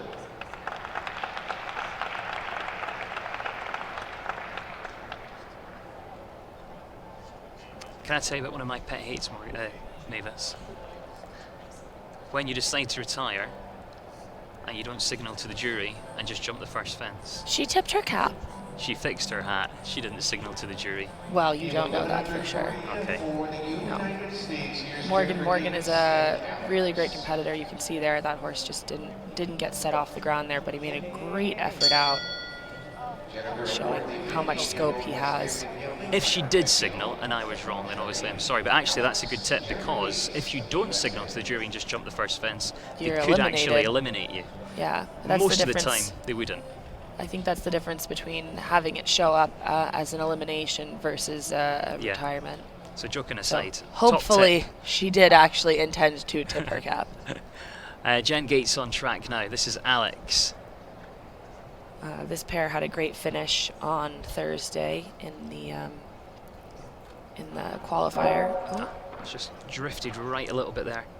I'm not sure if that was a horse or whether it was her foot or knee that caught that standard. Either way, it's not very pleasant. No. And Wendy Gleason says, go Jen. It would have been great to see Jen get through, because she's been juggling academia, she's at medical school, she's been flying back and forward doing exams, and she's juggling it really well. Yeah, I was speaking to her groom yesterday, and he said that she spent 18 hours studying for a test that she has to take. So, it's a test to her team and her program as well, that she's able to sort of keep up and do both. Quite a few riders have done that, though. I know, like Lily Keenan, Karen Poley, a lot of those, kids have chosen to not necessarily just focus on their riding and really make school and their education a priority as well. And clearly, they're able to find a good balance with both. You can hear her just using her voice there to settle him down, coming up to the plank.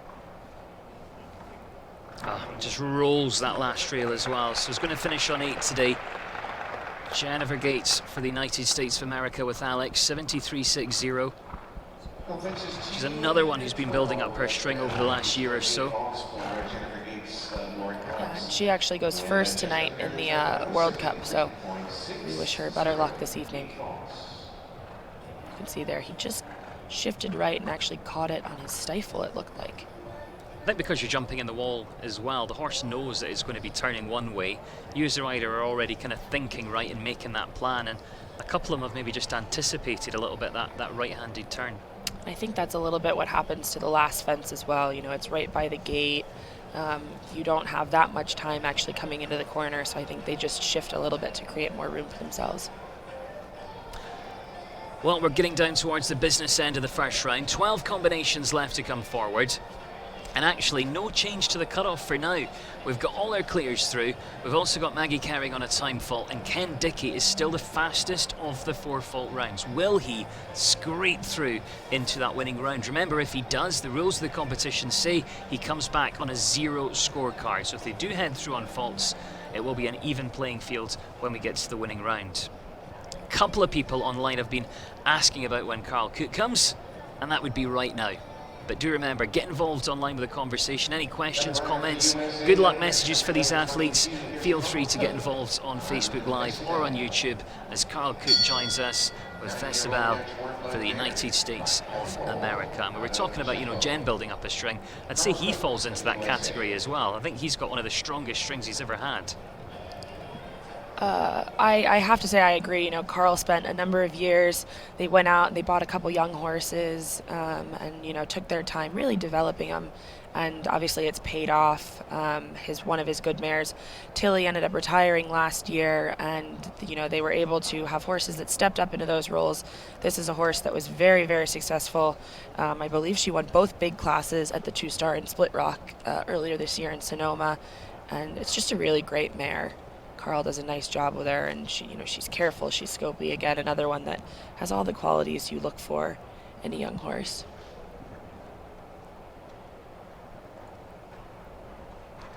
Prue says, do we ever have live interviews with the course designer? Yes, we do, and we will be hearing from Leopoldo. If you join us on FEI TV tonight for the World Cup, we'll hear what he's got planned. Oh, good riding round the corner there. I know, apologies for the sound effects on this end. It's hard not to, though, isn't it? Because you get so involved. I know.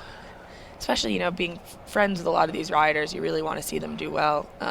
And this is obviously one of our last shows of the year, so everyone's sort of looking out to end the year on a good note. Miss Jules says Carly's wife Kaylee played Penny in Big Bang Theory. She absolutely did, and it's not something we focus on because we focus on, Carl as an athlete in his own right. But I have to say, in this hotel, when you walk through, they've got obviously a casino, and they've got lots of different machines from different TV programs, and Carl's wife is on one of those machines. That must be weird when you walk into the casino and you see your wife on a machine. What's going to be weirder is she's definitely watching this, and I will probably get a text in a minute from her. I believe she's actually been in New York doing some press, but she's very supportive of Carl and was always watching his round, so they have a really great relationship, and it was a wonderful wedding. So hi, Kaylee, while you're watching. And she's a great rider in her own right. I know she says she's a rider that acts rather than an actor that rides. Exactly. Guy Thomas standing by. Jean-Pierre Zed comes forward next. He's been a part of the sport, especially on the West Coast, for many years now. Yeah, this is one of probably the oldest horses in not just this competition, but in the show. He's 17 now.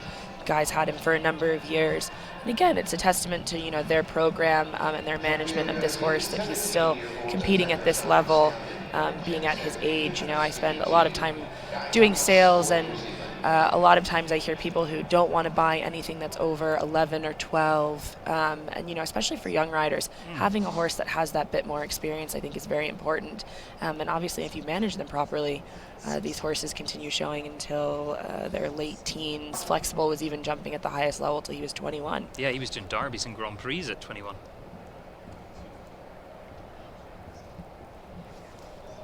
And in a way now, it's probably easier to keep them going a bit longer because, science in the equine industry has really moved on over the last few years, as has nutrition. Yes, definitely. And I think, people really have gotten good at, prolonging the horses' careers and really taking care of them. Again, we've got so much as far as science and research behind making sure that these horses are properly fed and their management. There are so many people that are involved beyond just the immediate rider and grooms. You've got barn managers, you've got farriers, vets. All of those people really are a part of what goes into what we end up seeing as the 70 seconds in the ring. There's a lot more to it. That's a fence that's caused issues not just in this competition but also in a couple of the others as well. And there's my text from Kaylee. Well, it's going to be 8 jumping one time, total of 9 from Guy Thomas, Sean Keir said. She says, I hope someone wins big on my machine. So there you go, Adam. I don't even think she knew about that. Carl probably didn't either. Well, I might give it a go after this class. Maybe we should go down and send her a quick selfie next to her machine. We'll do She that would later. find that amusing. Kaylee, we're on it. We're all over that. Round one, right now we have 9 to advance to the winning round with clean and rise. So at the moment, no change then to the top 10. It's all the clears, and just hanging on in there is Maggie Kerring on that single time fall. She's the one that's in 10th place. Top 10 are all clears, will be progressing forward. Viggo Bjorklund is next with Carlson. Not too many left to come here now in this first round. Another reminder as well, join us tonight, Longines FEI Jumping World Cup Las Vegas on FEI TV. Mavis Spencer's going to be alongside me. Katie Stazak's going to be down at the Ingate as well, chatting to lots of different riders. And we'll be hearing from Leopoldo Palacios, our course designer this week. So lots to look forward to this evening. Do join us on FEI TV. This is a horse that Viggo bought towards the end of last year, and they've really built up a great partnership together.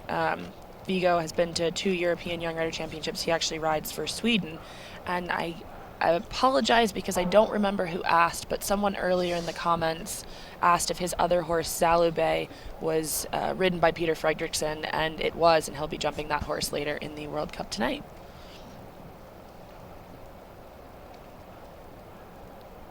Viggo got a little bit annoyed with me because I think during his rounds on Thursday we were actually answering some questions. So I promised him I would say nice things about him today in this round, and fortunately he's making it easy because he's working on a.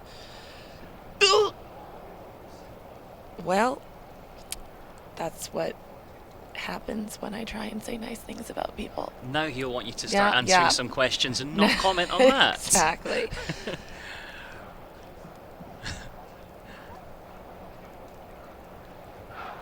You're worse at jinxing them than I am, Mavis. I know. thought I was bad.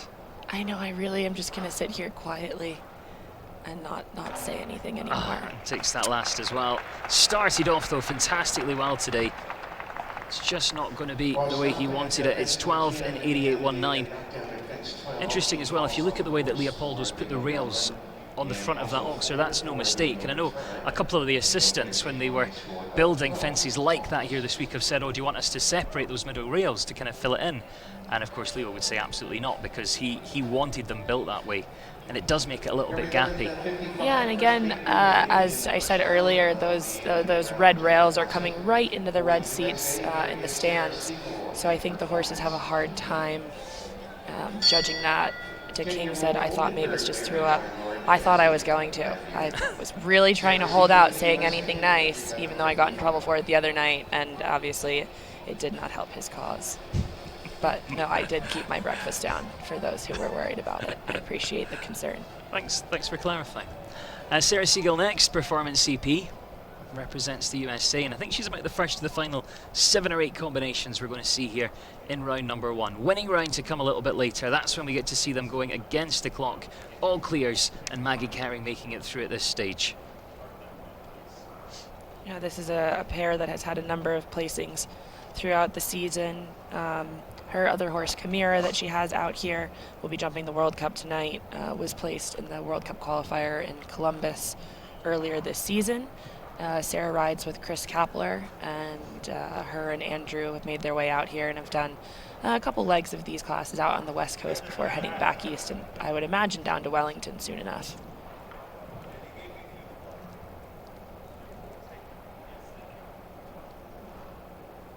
Andy Walmeron says the last fence is an issue. It's definitely not an issue, Andy, it's just more of a question. And I'm a big fan of Leopoldo and the courses that he builds, and every single testing question on course is definitely thought out and there for the right reason.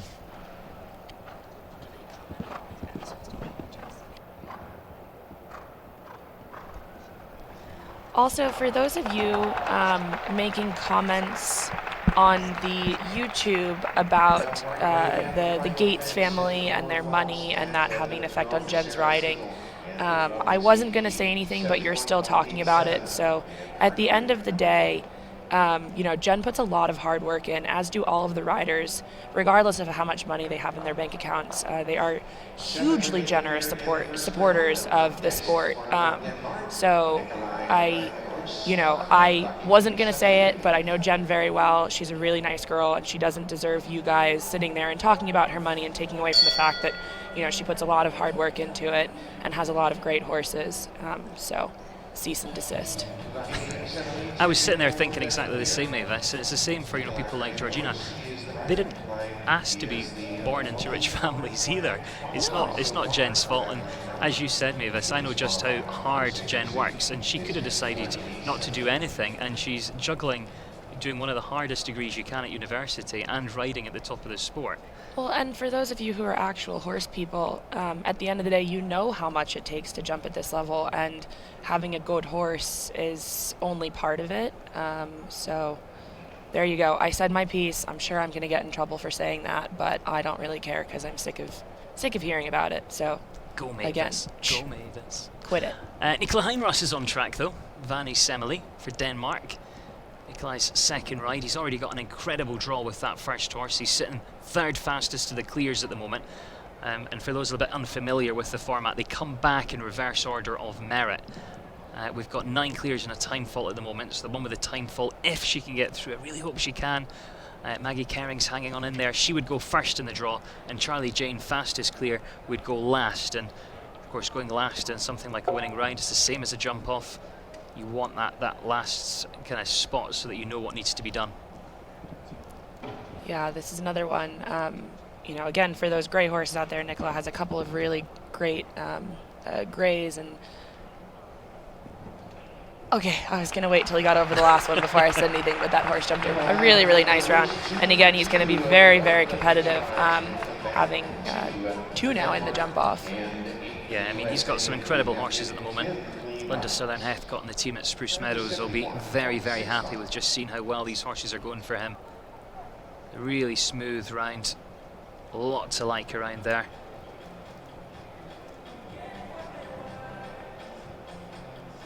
Yeah, that horse made a great effort.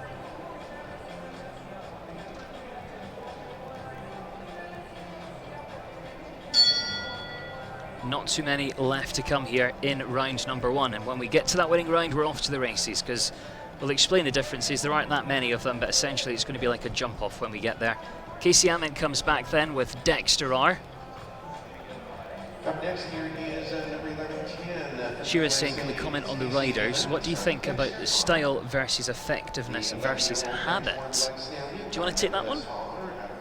I think everyone has obviously their own style. I always find it interesting when you see kids that tend to follow their trainers in their riding style, or people who are very adaptive to how they're training. I think it's very important when you're competing at this level, though, to figure out what works for you, and sort of obviously work with it. There are some riders who I see, release differently on different horses. I think that's a huge talent that people have. But again, it's figuring out what helps your horse the most, what makes them jump the best. I wouldn't say necessarily it's habit would be a good word to describe it, but obviously you end up having, like, I have some bad habits. Sometimes I tend to drop my hands too low and things like that, so I think it's things that we're constantly working on as a rider, but everyone definitely has as much their own way of doing it per horse and all that sort of stuff. It's something that's changed over the years. I was speaking to Jeff Billington, who's an Olympic rider from the UK.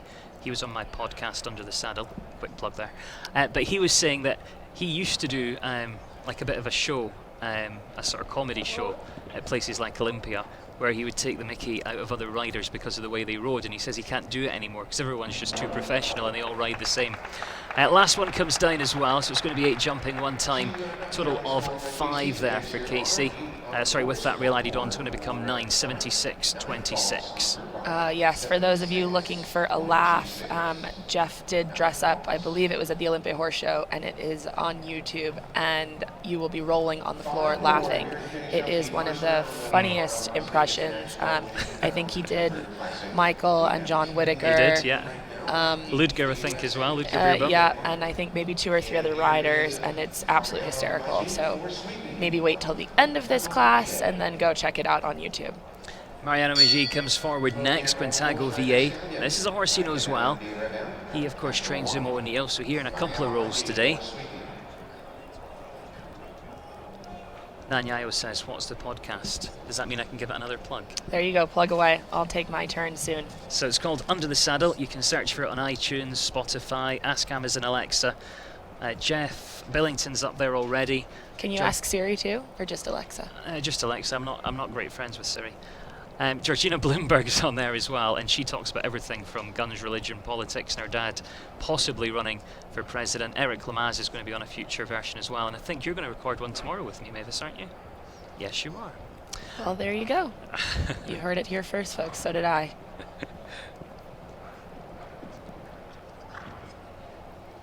This horse has a bit of its own style. Mariano does a really good job with it. It's another one of the more bloody types, and you can see he really opens up behind there. Sometimes, there you go, he even gives it a nice little kick out. Button said, have you ever come across a horse that doesn't like certain coloured poles? Well, horses see very differently to the way we see. They've got an extra lens in their eye. And the easiest way to explain it is they kind of see in contrast. It's not 100% scientifically true, but that's the easiest way to explain it. So certain colours of rails certainly have more chance of coming down. I think yellow and white are the ones that are knocked down the most, but Mariano has one down today, 66.04, finishes on 4. And actually, if we were taking 4 fault rounds through, which we're not, but if we were, because of the amount of clears we've got, he would be the fastest of the 4, so he was certainly well within a chance. And if he'd been clear, he'd have been the fastest clear and would have had a great draw. Yeah, that was a very quick round. He'll be definitely disappointed with that. Number 1019 for Brazil, here's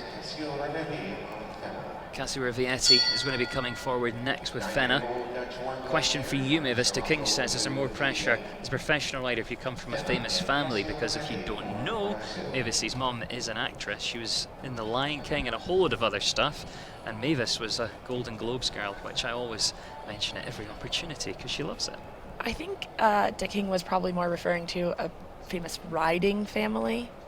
Even though you just no, a famous family. A famous family. I would imagine in the horse sport world, though, because coming from a famous family, if they don't ride horses, doesn't really give you any added benefits as far as that goes. You know, my mom is hugely supportive of me and my riding and all that, and loves coming to horse shows. But her favorite thing she always says when she comes to horse shows is she's known here as Mavis's mom. So you know, I don't think that necessarily helped me or hindered me at all, but you know, she's always been a big supporter of mine, and we love her, and she happens to be a talented actor, but that's just her day job. So do you remember that time she came to this show and we were filming something, and I can't remember exactly why, but you and 2 other riders, we were getting to stand like Charlie's Angels, and she was like getting involved, helping out. She has lots of input and experience as far as angles and lighting and, you know, working it. So we do love her for that. See, the King says just a famous last name. See, I was right. Comes the money stereotype. Well, I can't help who my family is, but I love them dearly and wouldn't change it. So I don't necessarily think that that's a big factor. And that was a great ride from Cassia Rivietti. Fenna 71.02. Give the last one a good rattle, but it is still in the cups. And he heads 6th. And that means, I'm sorry, Maggie, you've hung on in there on your single time fault for ages, but you're out. Cassia Rivietti getting a good kind of midway draw now, clearing 71.02. Charlie Jane, fastest of the clears, would come last at the moment, 78.25, and 3 left to go. Yeah, this is shaping up to be a really fun jump off coming up. We're now having loads of questions about your mum. Mavis, can you get your mum's autograph? I love The Lion King. Oh, now you've done it. And your mum's also one of the funniest people in the world. And Nan says, wait, old Lion King or the CGI remake? The remake that came out earlier this summer. I think it was this summer. I'm not very good. I really don't keep up with that kind of thing. I mean, it was great. I have watched it. It was fantastic. Highly recommend. Shameless plug, she also has a new Apple TV Plus series out called Sea with Jason Momoa, Aquaman. He's awesome. They're awesome. It's great. You should watch it. Much as I love your mum because she's hilarious, I think we should probably get on to Jenny now. You started it. Oh, one last question. Have you ever asked her to do anything in the voice that she uses in The Lion King? She doesn't really use a voice. I don't know. I hadn't really thought about that. You should. Jenny McAllister comes next, Petita PJ for the United States of America. Jenny's been adding to her string recently, another one that we've seen at the World Cups in the past.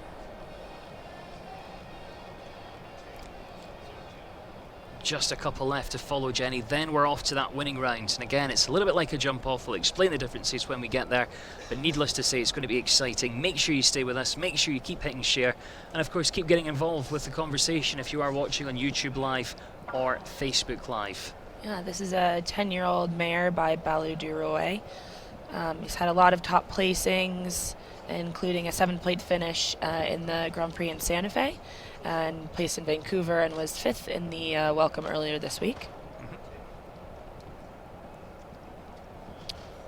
This is another one that goes in a hackamore, so a bitless bridle for those wondering.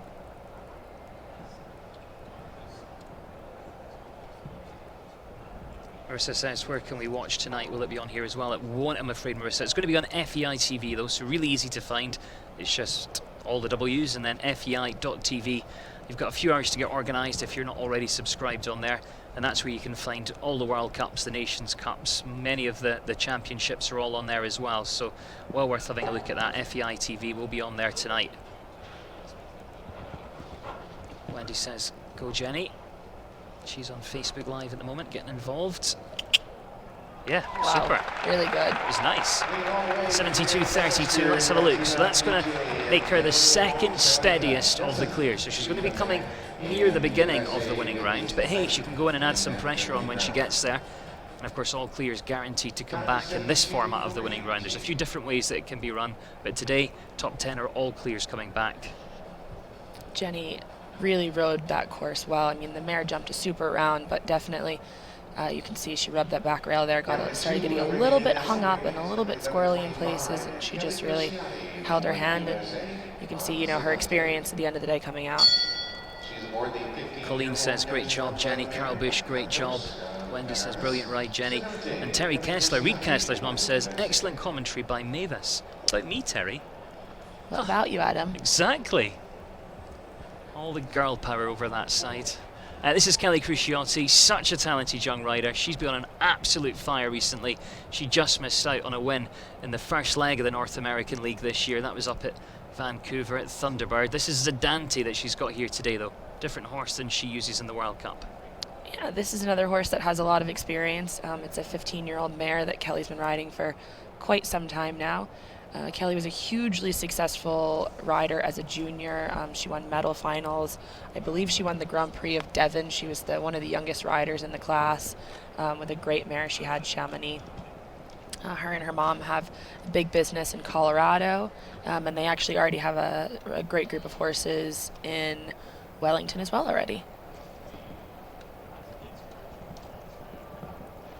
Terry Kessler says all was excellent, so she's redeemed herself now. You can see Kelly's got a great style, you know, especially a lot of these junior riders, it's quite different than in Europe. You grow up showing in the hunters and showing in the equitation and doing medal finals, and it really is a stepping stone into jumping at this level. That was unfortunate. You can see her having to just take little checks all the way around there. She's working really hard, and it's one of the things I like about Kelly is just how reactive she is. Yeah, and you can see she's very, very strong in her core and her upper body, and really stays tall at the fence to let the mare jump up to her. Well, she finishes on 4 today. 70.51 there for Kelly Cruciotti. Sandy asked how many left to jump, and there are only 2 left in this round. Right now we have all the clears, which is 12 riders coming back. And doing the maths, I think that's about 34% of what we've seen.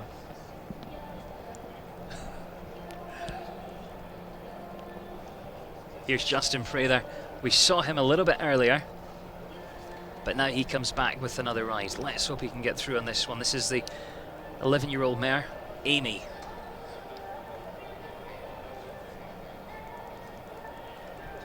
So there will be two more. First of those two. Maria's commenting on Kelly's round, saying, great round despite the 4 faults. Absolutely true. She rode really well round there. Desperately unlucky, as have been several riders actually. But again, you know, that's part of Leopoldo's genius, is he's not really killing people off in a lot of places. There's a bunch of different rails falling all over the course. Again, you can definitely pinpoint some trouble spots, but it's been a very good class so far. Would it jinx him if I said this has been on fire and I think this could be another clear? That's on you. I've jinxed enough people in this class already. I mean, he's been placing all over the place, and Thermal, Vancouver, where he had 2 top 10 finishes at the 4-star there in August. It's up at Thunderbird. Thunderbird's one of my favourite venues. Have you ever been to Thunderbird? I have not, and I've heard great things about it. I competed a lot at Spruce Meadows growing up, but before I moved away, it sort of never really fit into our schedule. But the Beliskis, I've heard done a fantastic job with it. They're, great supporters of the sport, and are constantly making, changes and trying to, really ask what the riders are looking for, what things are missing. So I know that they're, really great show organizers. The reason I like it as well is it's just so friendly. Well, he's got the 4, just having that single whale. Oh, lucky there. Yeah, that was a shame. That mare jumped a really nice round, really tried hard. Just ticks over that time allowed as well. So 4 jumping, 1 time, total of 5 for Justin. 75.55 the time.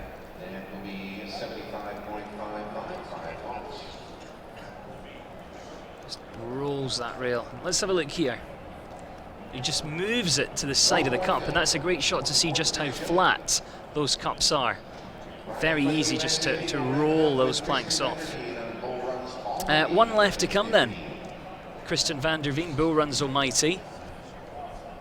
Kristen represents the United States of America. And for the first time ever, she headed over to Europe this year. Took 6 horses with her. Started off a tour in Lausanne, went to Saint-Tropez, all over the place, but now comes back to America, and I'd imagine from here she'll be heading back down to Florida to get ready for the winter season. And I think she had quite a successful tour in Europe as well.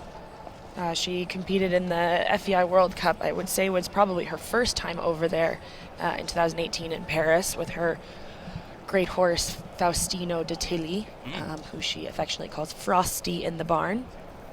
But this is a big scopy jumper. Had a lot of podium finishes, 3 wins in Lexington, Tryon, and Wellington. She was the leading lady rider in Tryon. She's just a really hard worker, and she's always got a great group of horses coming up.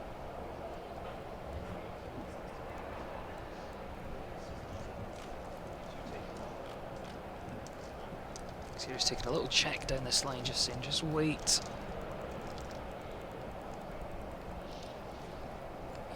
I could be wrong, but she just looks a little bit slow here.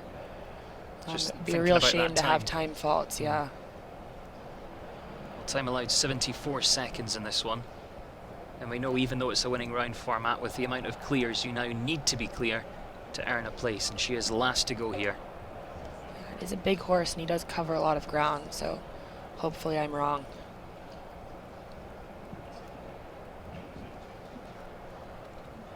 About 10 seconds to get home. I'm sure there's going to be someone whistling at her at the gates, because that finish line's really going to have to ride through those timers. Long way past. Oh, so just under. Time to perfection, it turns out. 73.85 there, Kristen van der Veen for the United States of America. So she's actually going to be our steadiest of the clears. That means she'll be coming back first to go in the winning round. Charlie Jane is the fastest clear from the first round, so that means he'll come back last to go. That was a great first round. I think in places, you know, she had to take little checks here and there, and perhaps that just slowed things down a little bit as well.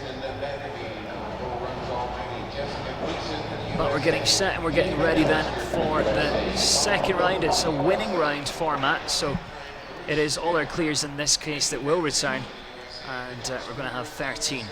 But it's going to be fast, it's going to be against the clock, and Peter Lutz is down at the gate with Katie Stazak. Thanks, guys. Well, we're meant to have 10 come back in this winning round format, but with all the clear rounds, we'll have 13, and that means more competition for this guy, Peter Lutz. Fortunately, though, he's got a great position. He's going to come back second last because he was pretty quick there over that first round track. Peter, how did things ride for you? It was a very nice course. As you said, they take back the top 10 or all the clears, so as it turns out, there were more than 10, so you had to go clear. And the time was a little bit of a factor, so there was one inside turn option at the beginning of the course, which helped with the time, which I did. That also allowed me to be one of the faster ones, therefore going later in the jump off, which is an advantage. So we come back for the second round. Everyone, though, now on a clear slate, even though we're coming back with all clears to begin with. What kind of strategy do you formulate in this kind of competition, knowing your horse is in such good form? Our horse feels great, and he's a very quick horse. He has a lot of experience in jump-offs, especially at this height. So my strategy is to go quickly and to take a shot, because I think if the jumps stay up, he has the speed to be in the top. So I'm going to go for it. He's going for it, guys. Best of luck, Peter. Thanks.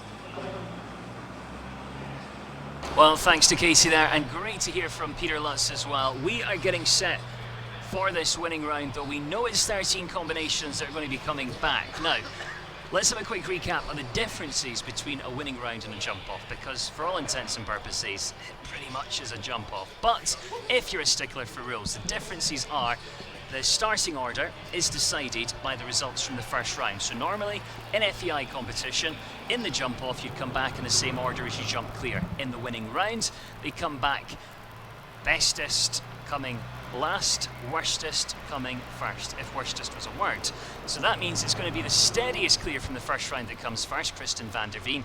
Then we work down the list, Jessica Gleeson, Jenny McAllister, all the way down to the bottom, where Charlie Jane is sitting. He was the fastest clear in the first round, so gets that spectacular position as our last to come back.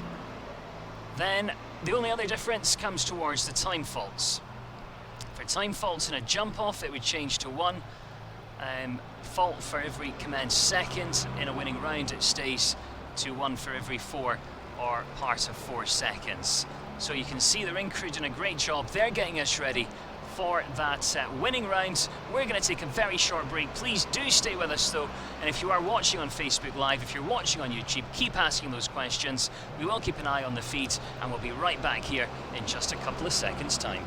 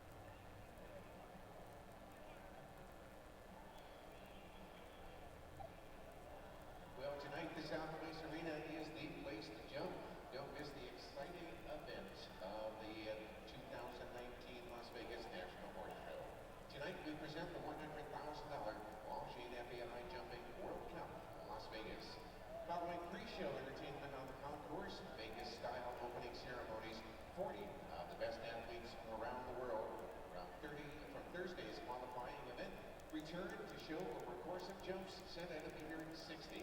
But magical evening will end with an autograph session featuring all of your favorite stars. Make sure to get your tickets now at the South Point Ticket Center. FEI riders, you can use your armbands. All others do need tickets.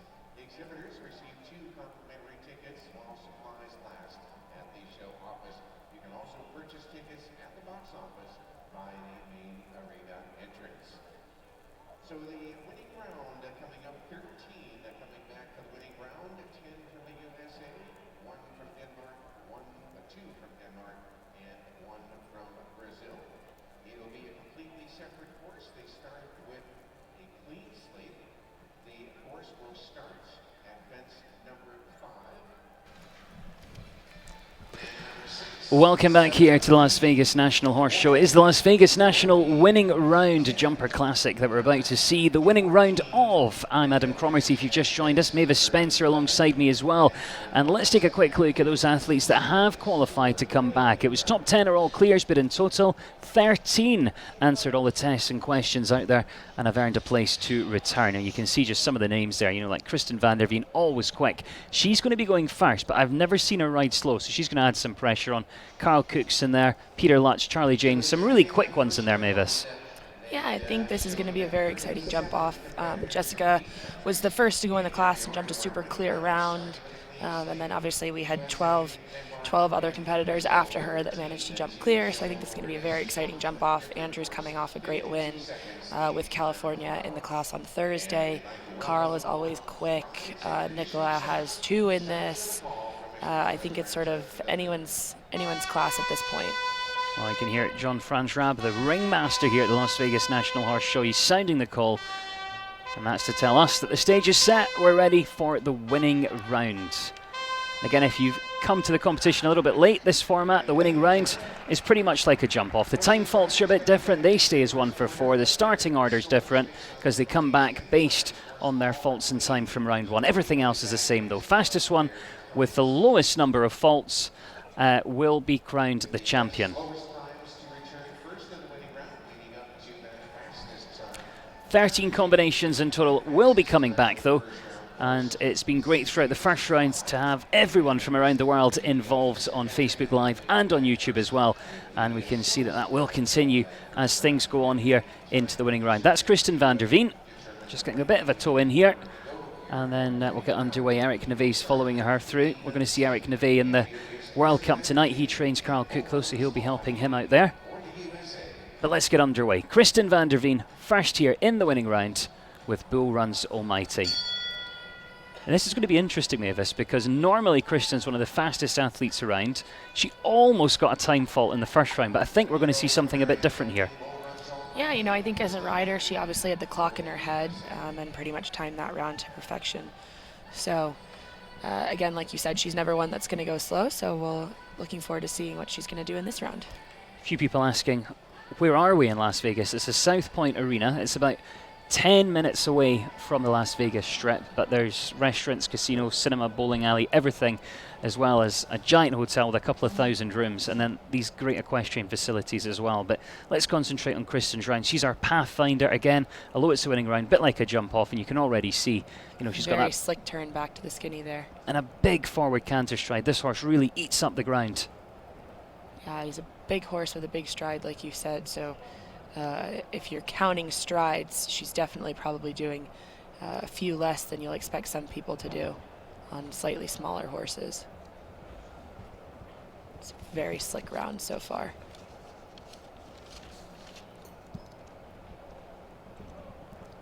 Going to be finishing over the second last fence from the first round, this one with the planks that she takes down, 40.81. And that's going to be an interesting last fence because I think Leopoldo's almost daring them down there. They want to be quick, but you can see how delicate those planks are. Yeah, and they're on flat cups as well, so I think it makes it even more difficult. And having it be the last fence on course is something that Leopoldo, I'm sure, had in his head as planned. There are 13 horse-rider combinations coming through, all top riders, all top horses, so I think they're really going to have to still work hard for their second clear round here this afternoon. Yeah, you saw there, that horse just kind of touched with its toes and the plank comes down. Doesn't take much. Well, 12 combinations left to come back. Jessica Gleason's next, Carafina.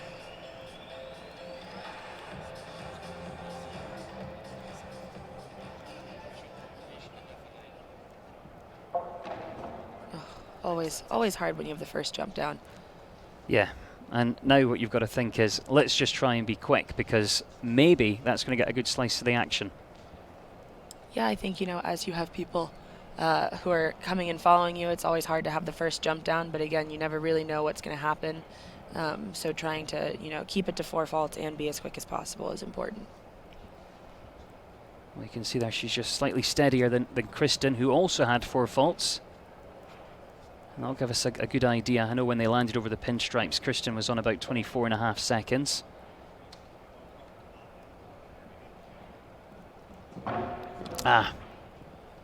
Just a little bit deeper than she wanted to be there.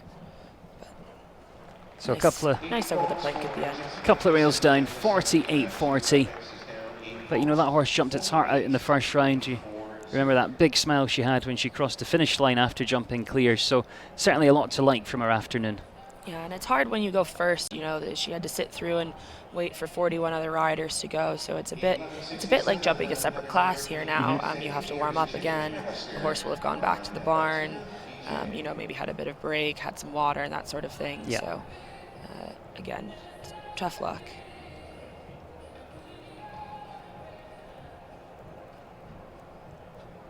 Well, just not her day, just getting a little bit close there. I think because you said that as well, Mavis, as she was jumping round. But let's get Jenny McAllister next, Batida PJ. The other interesting thing about a winning round format is, in theory, they should just keep getting faster and faster. Because the order is based on their result from the first round. If they're quick in the first round, in theory, then maybe they're going to be quick in the jump off.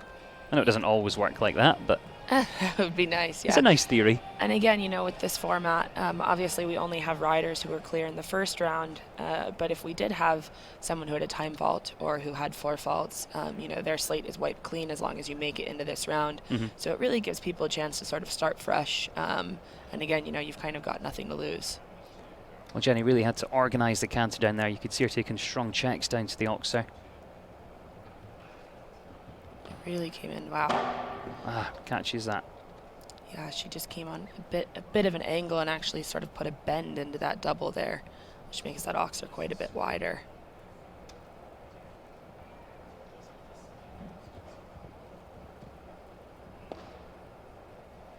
This mare has a great style of jumping, though.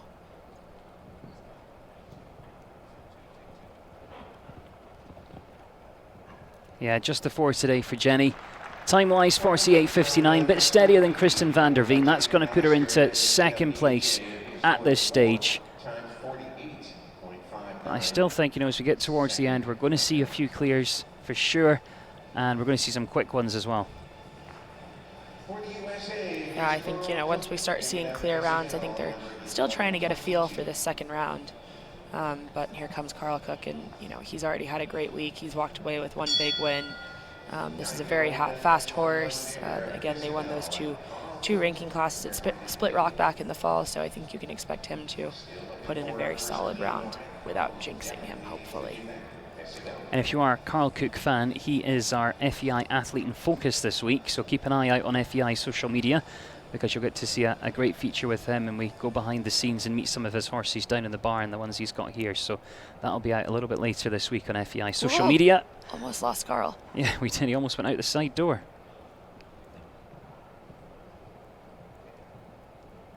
I think that long line to the Oxer, if you've got the horse, that's an area where you can take a stride out. Yeah, definitely. He's not far away time-wise. Of course, we've not got a clear yet, so although we've got that split time there, at the moment we're still looking for the first clear. That was too bad. Sort of twisted through the air, I think. Yeah, I think it's hard, you're actually completing a circle. I think it's a little counterintuitive after you jump that double to keep going right. And obviously Carl went inside, and it's quite a short line there. But that was too bad. A great line down to the last. 43.32 the time for Carl. He's on the 4 faults. Slips him into second place. So Kristen van der Veen leads on the 4, 40.81. Carl Cook on 4, slips into second. Jenny McAllister in third. So that's our top 3 here. But he was just trying to be really efficient through here. It's such a short line back, and he really didn't end up on the one that he wanted. And that sort of turn can also throw the horse off balance, because you are doing that twist and coming off the one rein to go on the other rein. Yeah, and again, that horse is only 9 years old, so getting that experience at this level and going quicker is something that they'll definitely be working on. Nicola Heinross comes back next, and he's in a great position because he qualified 2 horses for this winning round. So we're going to see him now, we're going to see him again as we get towards the end. Vaname Semele is the name of the horse. He represents Denmark, rides for Spruce Meadows. Could this be our first double clear? Not now I've said that. Yeah. That's definitely jinxed him right there. I'm just going to start saying less at the end of the day. Sit here and appreciate the show jumping at this point.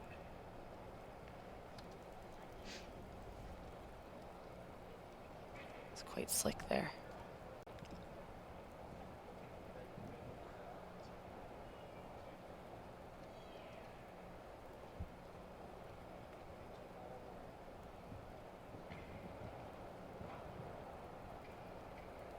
Okay, so again, he's a little bit steadier than Kristen's time, but so far, he's clear.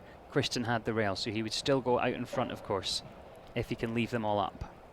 Yeah, it looks like he's going for a nice clear round. Again, we haven't had any clears, and he is actually the only rider in the field that has the added benefit of having a second horse. So I would say it looks like he's using this round, to sort of get a feel for the course, and we can probably expect to see him go quite a bit faster with his next ride. Yeah, 47.71, so that is the first double clear, Nicola Heinross there. And a little bit like what you were saying, Mavis, I think, that was always going to be his plan with this horse. And all the horses we see are all at different stages in their careers, and the athletes manage them so well, they all make the plans of what they're going to do and try and stick to that. Exactly. So Nicola comes back a little bit later on. Andrew Ramsey's next. He's already had some good placings, and I think a win actually earlier in the week with his string here. This is California next, though, for the USA. Yeah, this pair were the winners on Thursday night in the 150 FEI speed class. Again, 15-year-old mare, lots of experience. Andrew's a great rider. He's got a very classic style. He's very soft, very quiet, and sort of just lets the mare travel on.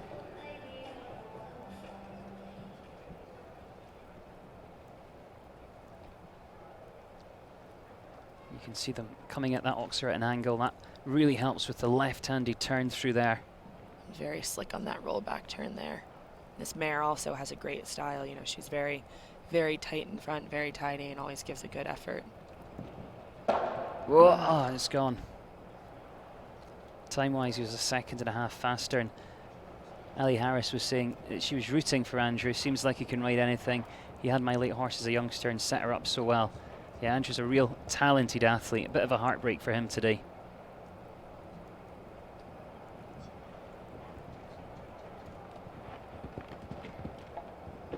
Yeah, a little stumble there. 44.82. It's a good time. Overall so far, third fastest time we've seen, but of course based on the clear and the faults, it's going to put him into fourth place, into fourth. Andrew Ramsey there for the USA. Nicola Heinross still leads as our only clear. Let's take a look through this double. Yeah, it looks a bit wide there at that Oxer coming out, and especially off the short turn, they really jump up at A and then have to stretch out at B, and she just caught a toe on that back rail there. Now, I'm not going to say anything to jinx this one, Mavis, but this is Richard Spooner and Love. And he's normally very fast. That's all I'm going to say. 47.71 time to beat. Well, they do call him the master of faster. But we don't, just in case it jinxes him, because that's kind of what we've been doing so far this week. And we get in trouble. That's the only thing with being here, is you actually see them out and about after the class. I think we probably get into more trouble because we say it, at the end of the day. It's not really what's happening. No, it's not. Of course it's not. Here he goes. And if you are watching online and you're looking for how to ride jump-offs and how to ride winning rounds, this would be a good man to watch. And again, this pair have a lot of experience, you know, going quick at this level. It's really hard, you know, the angle that you're at when you do, some people did turn inside already in the first round, but again, when you're going this quick and you come in at that angle, obviously it just makes it very difficult. Either they try and set themselves to jump A and have the back rail at B there, or, you know, a bit what happened to Richard is he came in at too much of an angle and the horse wasn't able to set itself. I know I mentioned in the first round, but when Richard got this horse, he really had to work on the rideability and the turning, and he's done such a tremendous job to sort that out. But I think that was a little bit of what we saw there. Yeah.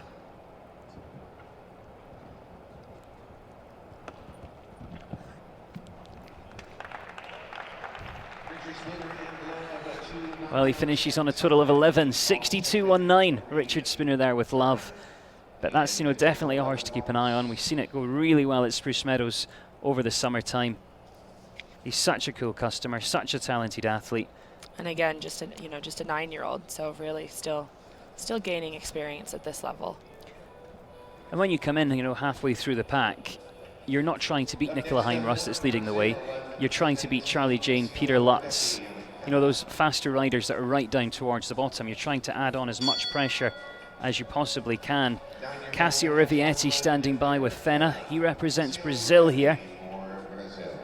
And we're over halfway. Yeah, this is another 9-year-old by Zirocco Blue. And again, just sort of moving up to this level, Cassio and this mare had a great win in a Grand Prix back at Show Park. So again, not saying anything. Gonna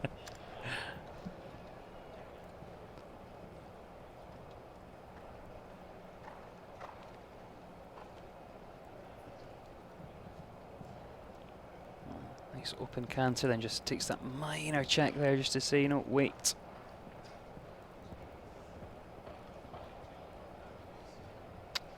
Tidy through there. mare really jumped well out of that combination. He's a couple of tenths of a second faster than Nicola Heinrus. He can just keep this pace. He's going to be well up on the clock by the time he gets towards that finish line. And you can see he's really starting to speed it up now. He's a little conservative at the beginning. Oh, cracking angle over there. Wow. 45.27. Cassio Rivietti and Fenna straight to the top. Cuts off a couple of seconds at least from our leading time. Going to add a little bit more pressure on. That mare jumped a great round. Again, you know, not the most experienced at this level, but Cassio obviously has been to 2 Olympics, World Equestrian Games, European Championships, so he was able to make up, you know, with his experience sort of for hers, and the mare jumped a great round. And also building that relationship with these horses as well. You've got to have the relationship and the trust there to be able to come in at an angle at speed and know that, you know, the horse can jump out of there. This is Carrie Ruffer next. Georgie Dowry for the USA. Yeah, you know, it makes life a lot easier when you're riding a horse that doesn't want to knock the jumps down. You can take a bit more of a shot, you know, and hoping once you've set it up and sort of leave the rest up to them, it makes life a lot easier. Let's see what the hippo can do.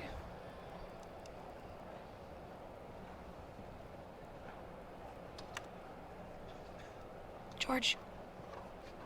Just messing about a bit there. Oh, good boy. Kerry really opening him up down that line, and that's a place you can definitely make up a little bit of time.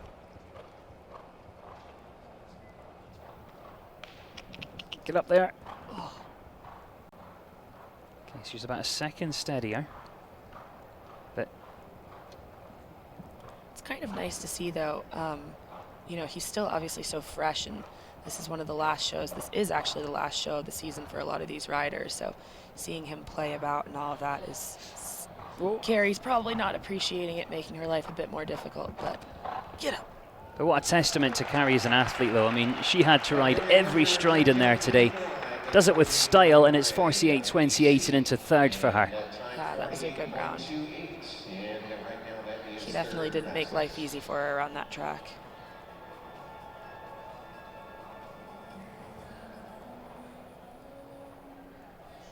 For the USA up next, 11.99, here is Emma Catherine Raquel on Yeah, Mavis she did a great job in there, really did. Yeah, I know. As I yelled at George from my seat up at the top of the stands, where he can obviously hear me. Emma Rico comes forward next for Relive for the USA. 45.27 time to beat. Stephen asking how we know so much about the horses. Do we have bios? It tends to be the same horses that we see on the circuit quite a lot, doesn't it? You kind of get to know them and get to know the riders. And yeah, you know, I think if anyone else was sitting in this seat that competes at this level at these shows, you know, we're constantly taking note from, you know, a rider's perspective, just to know what you're competing against. And again, like Adam said, you know, doing these classes week in, week out. This show is nice because we do have a lot of riders out from the East Coast and over from Europe, so you're seeing some new faces. But for the most part, we all compete together. She is quick. This is tight. This is tidy. And there's also a social side to these shows, of course, as well. And we kind of chat to a lot of the riders, and if there's any interesting stories or they've had a bad round, and it often comes up in conversation. But Emma's having a cracking round today, and this is one she'll be talking about. There we go. That was fine. I didn't jinx this one. Yeah, She's barely. Straight to the top, 44.33. She's having a great day. What a celebration. Yeah, look at that smile. And as the birthday girl, exactly, we do hope that she can hold off these last three riders and come away with a nice birthday win. Oh, big smile as she heads out there today. But that was really quick, really slick. Yeah, that horse jumped a great round. And again, only a 9-year-old. You know, Emma herself is a young rider, so I think there's a big future ahead for those two. Little Rascal Eventing says my screen has gone a bit blurry. Well, quick technical tip for you. If you're watching on YouTube, you can actually click on the little gear wheel and you can select to watch it in 1080 or 720 HD. It's what we call an adaptive player, so it depends on your internet speed. If your internet slows down a little bit, the picture will go a little bit blurry. Fun fact. Nicola Heinrus on track now with Crusader Z. We saw him earlier, finished in 47.71, and now he's got a tougher test because it's 44.33 to beat. Surely he wouldn't try and beat Emma on her birthday. I mean, he is a gentleman, but... but it's sport, exactly. And he's flying and he's fast. Yeah, and this horse, again, has a lot of experience at this level in these classes, so he'll really be able to, you know, try and go for it.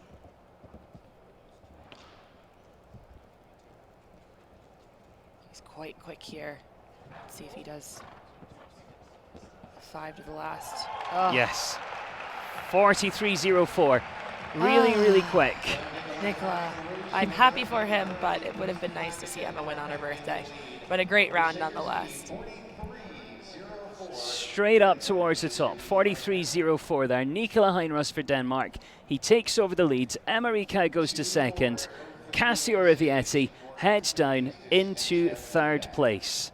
And again, you know, I think Nicola had the benefit of having 2 horses in this class, so he really used his first horse to feel out the track and was able to watch a few riders go in between, and, you know, obviously made a really good plan and was able to execute it. Well, there's just 2 combinations left to go. Is it going to be Nicola Heinrus at the top, or could it go to the US? We've got Peter Lutz joining us now. The horse is called Excellent. And remember, they are coming back in reverse order of merit based on those times from the first round. So in theory, we've got 2 horses left to go that cover the ground. Yeah, this horse is very quick naturally. Andy's just asking, what's a reasonable fastest time? How much do you think they can shave off? Well, the fastest time we've seen is 40.81. That came from Kristen, so we know the time can be beaten by at least 2 or 3 seconds. A door has been left open, but they've got to leave them up as well. Yeah. You know, if you watched, Nicola actually went around to that red oxer, and he was very fast doing it. But I think the hard thing with that inside turn is it really does just hold you up so much in the corner. And if it was a vertical, I think it'd be a little bit different. And it's not necessarily a wide oxer, but I think it's just quite difficult for them to jump. You know, the inside turns aren't always faster in this instance if you have the added risk of, you know, having the fence down. Well, 43.95 and 4 faults there for Peter Lutz, going to take him into 8th place. Yeah, he just ended up a bit deeper and, you know, slower than he wanted to be able to get across that oxer there. One combination left to come forward.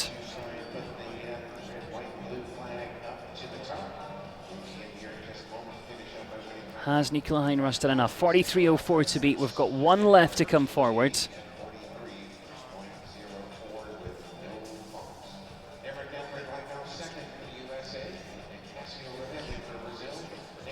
What do you think, Mavis? Nope, not doing it. No, you think? Withholding my opinion. I'm not going to jinx I thought you meant anyone Charlie else in wasn't going to do this it. class. No, I'm not. You're just abstaining. I'm saying nothing. Yeah. Okay. Exercising my right to. Okay, well, fair enough. He's been making us wait. Here is Charlie Jane. He's been building up the drama, the tension, and wanting to make an entrance. 43.04, time to beat. He has the advantage of going last. He's probably had the advantage of being able to maybe watch one or two as well, just to see how those turns and lines are riding, whether it's the same as he expected, because of course you normally walk the jump off, or some riders do. Some are a little bit superstitious, but some of them will, have a look at these turns and stuff when they walk for the first round. But this is Charlie Jane, last to go, to Le Moon for the USA. Yeah, you don't get the opportunity to walk in between rounds. I believe someone asked that earlier.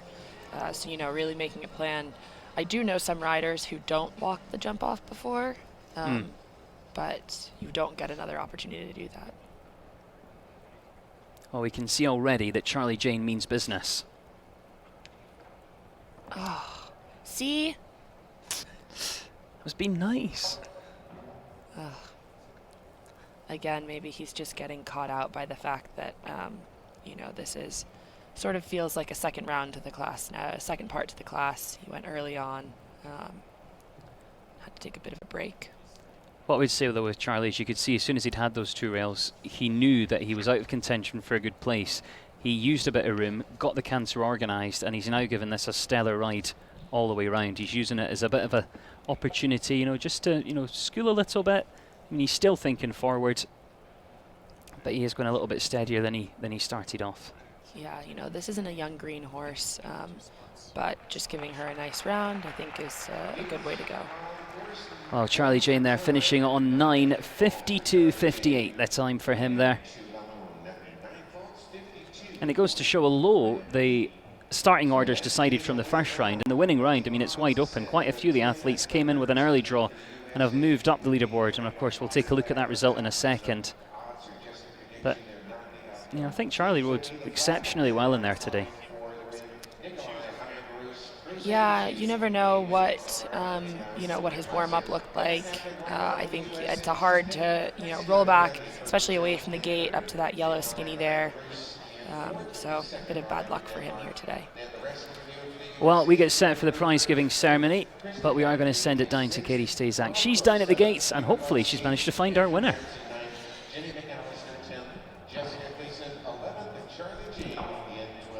We do ask you to stick around for the prize-giving ceremonies coming up in just a moment.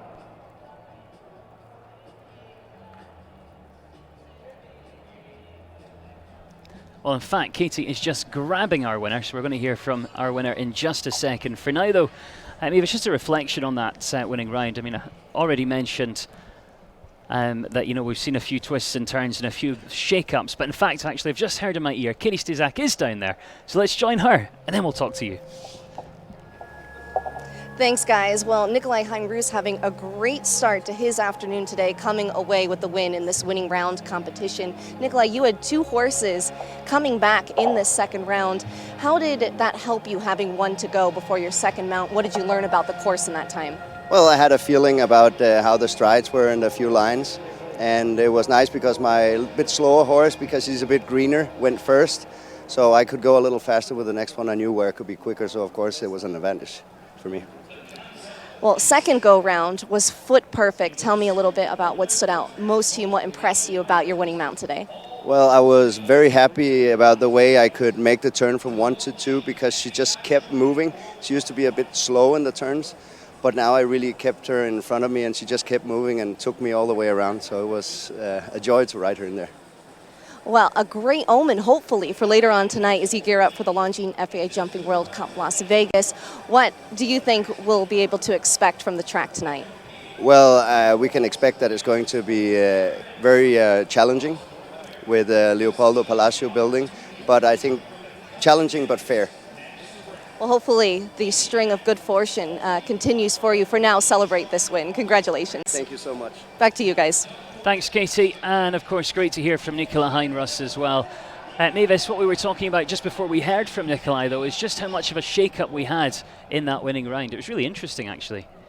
Yeah, again, I think coming into a jump-off where you're all, winning round style, obviously the fastest round with the least amount of faults, and I think we definitely saw the first couple of riders go in and struggle a little bit with the track.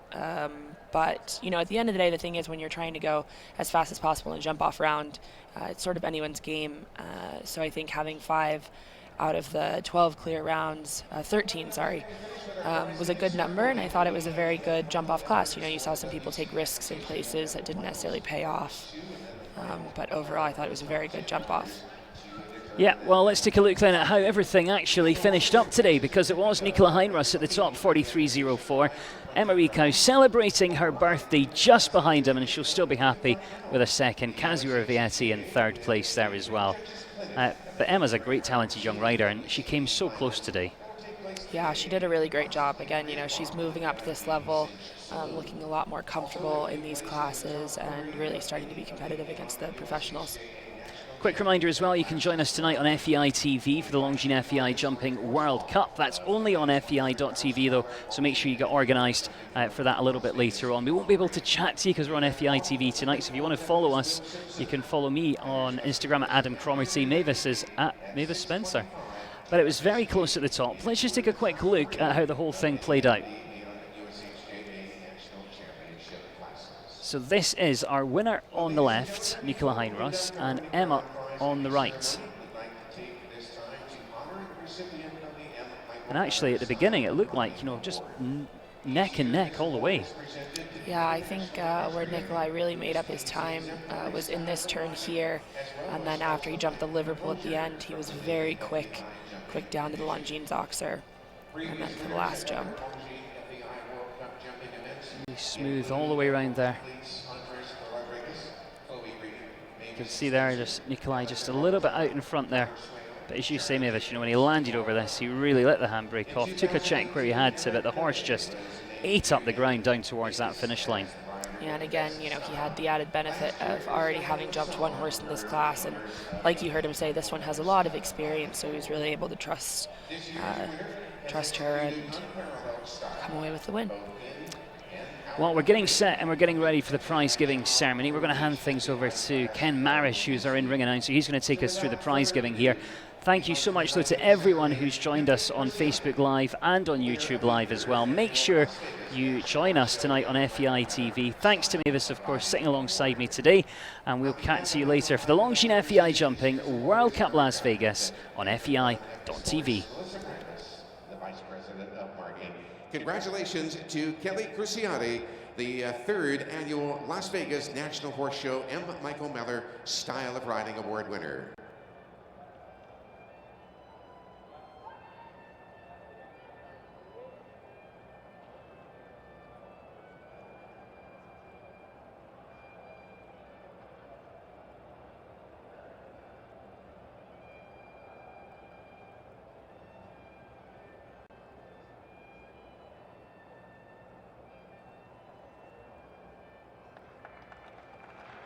Kelly Cruciati, winner of the M. Michael Meller Style of Riding Award here in Las Vegas for 2019. Congratulations, Kelly. And our thanks to Aaron Ballard, representing M. Michael Meller, to present that award.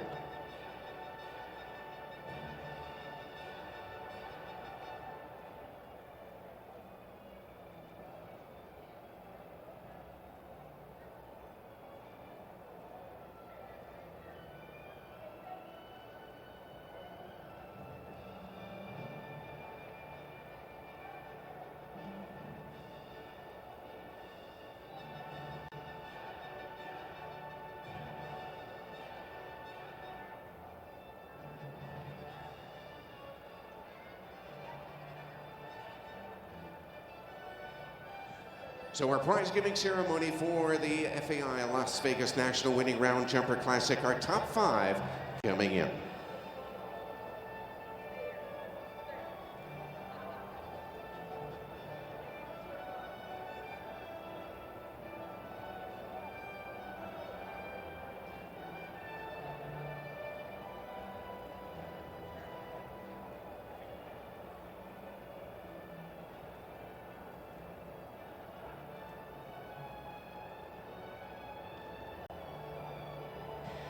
Finishing up in 5th place is from the USA, Carrie Ruffer on Georgie d'Auvray, EC. Finishing 4th from Denmark, Nikolai Hein-Rus on Vahini Samale.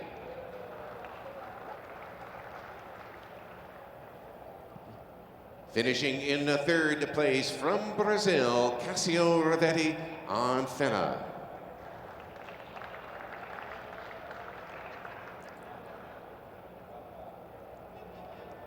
And 2nd in the class from the USA, Emma Catherine Reichau on Forever Alva. Ladies and gentlemen, please welcome to the arena the winner of our winning round competition from Denmark, Nikolai Hein-Rus on Crusader Z.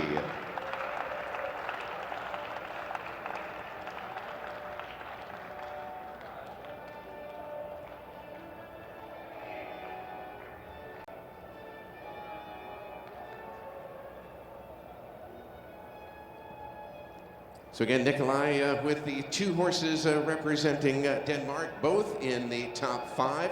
Just a stunning performance here today in Las Vegas, capturing that victory for Denmark on Crusader Z. 10-year-old Zangerscheid mare by Chaco Blue out of Indorado. It's Crusader Z. And ladies and gentlemen, will you please join us rising, and we'd like to celebrate the win with the playing of the national anthem of Denmark.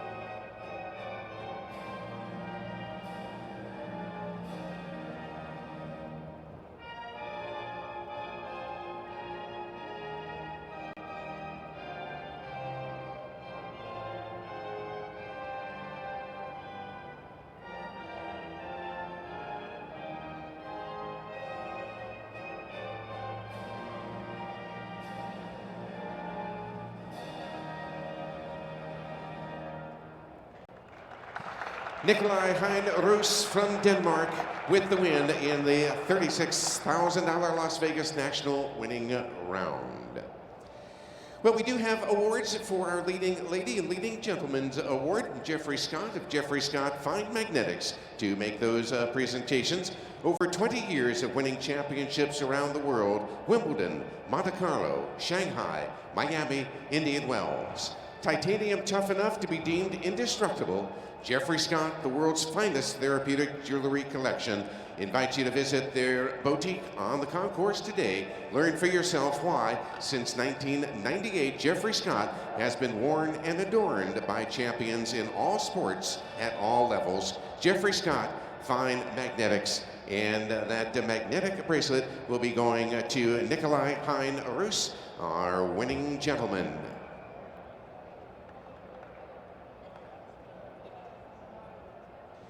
And for the ladies, it will be Emma Catherine Reichau from the USA to take that magnetic bracelet from Jeffrey Scott Fine Magnetics.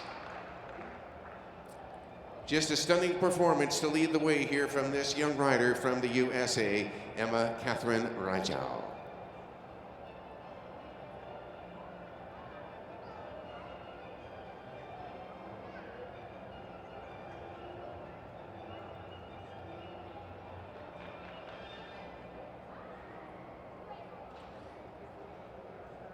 Showing poise and determination well beyond her years. Congratulations to the leading rider from the USA, second in the class, and also winning that leading ladies award from Jeffrey Scott Fine Magnetic Designs, Emma Catherine Reichau.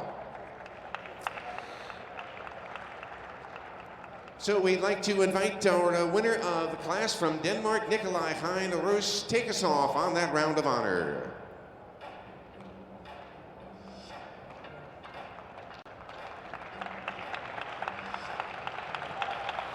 Terrific ride here from Nikolai Hein, Rus, and Crusader, winning by more than a second over Emma Catherine Raikau for the USA. Third, Cassio Rivetti for Brazil. Nikolai again in fourth with Hockey Semele for Denmark. And rounding out the top five, Carrie Rufer for the USA.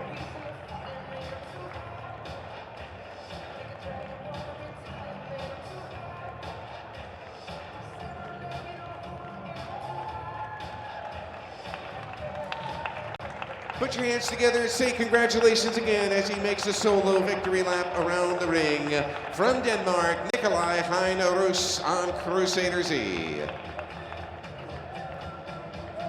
Beautiful ride. Congratulations, Nikolai.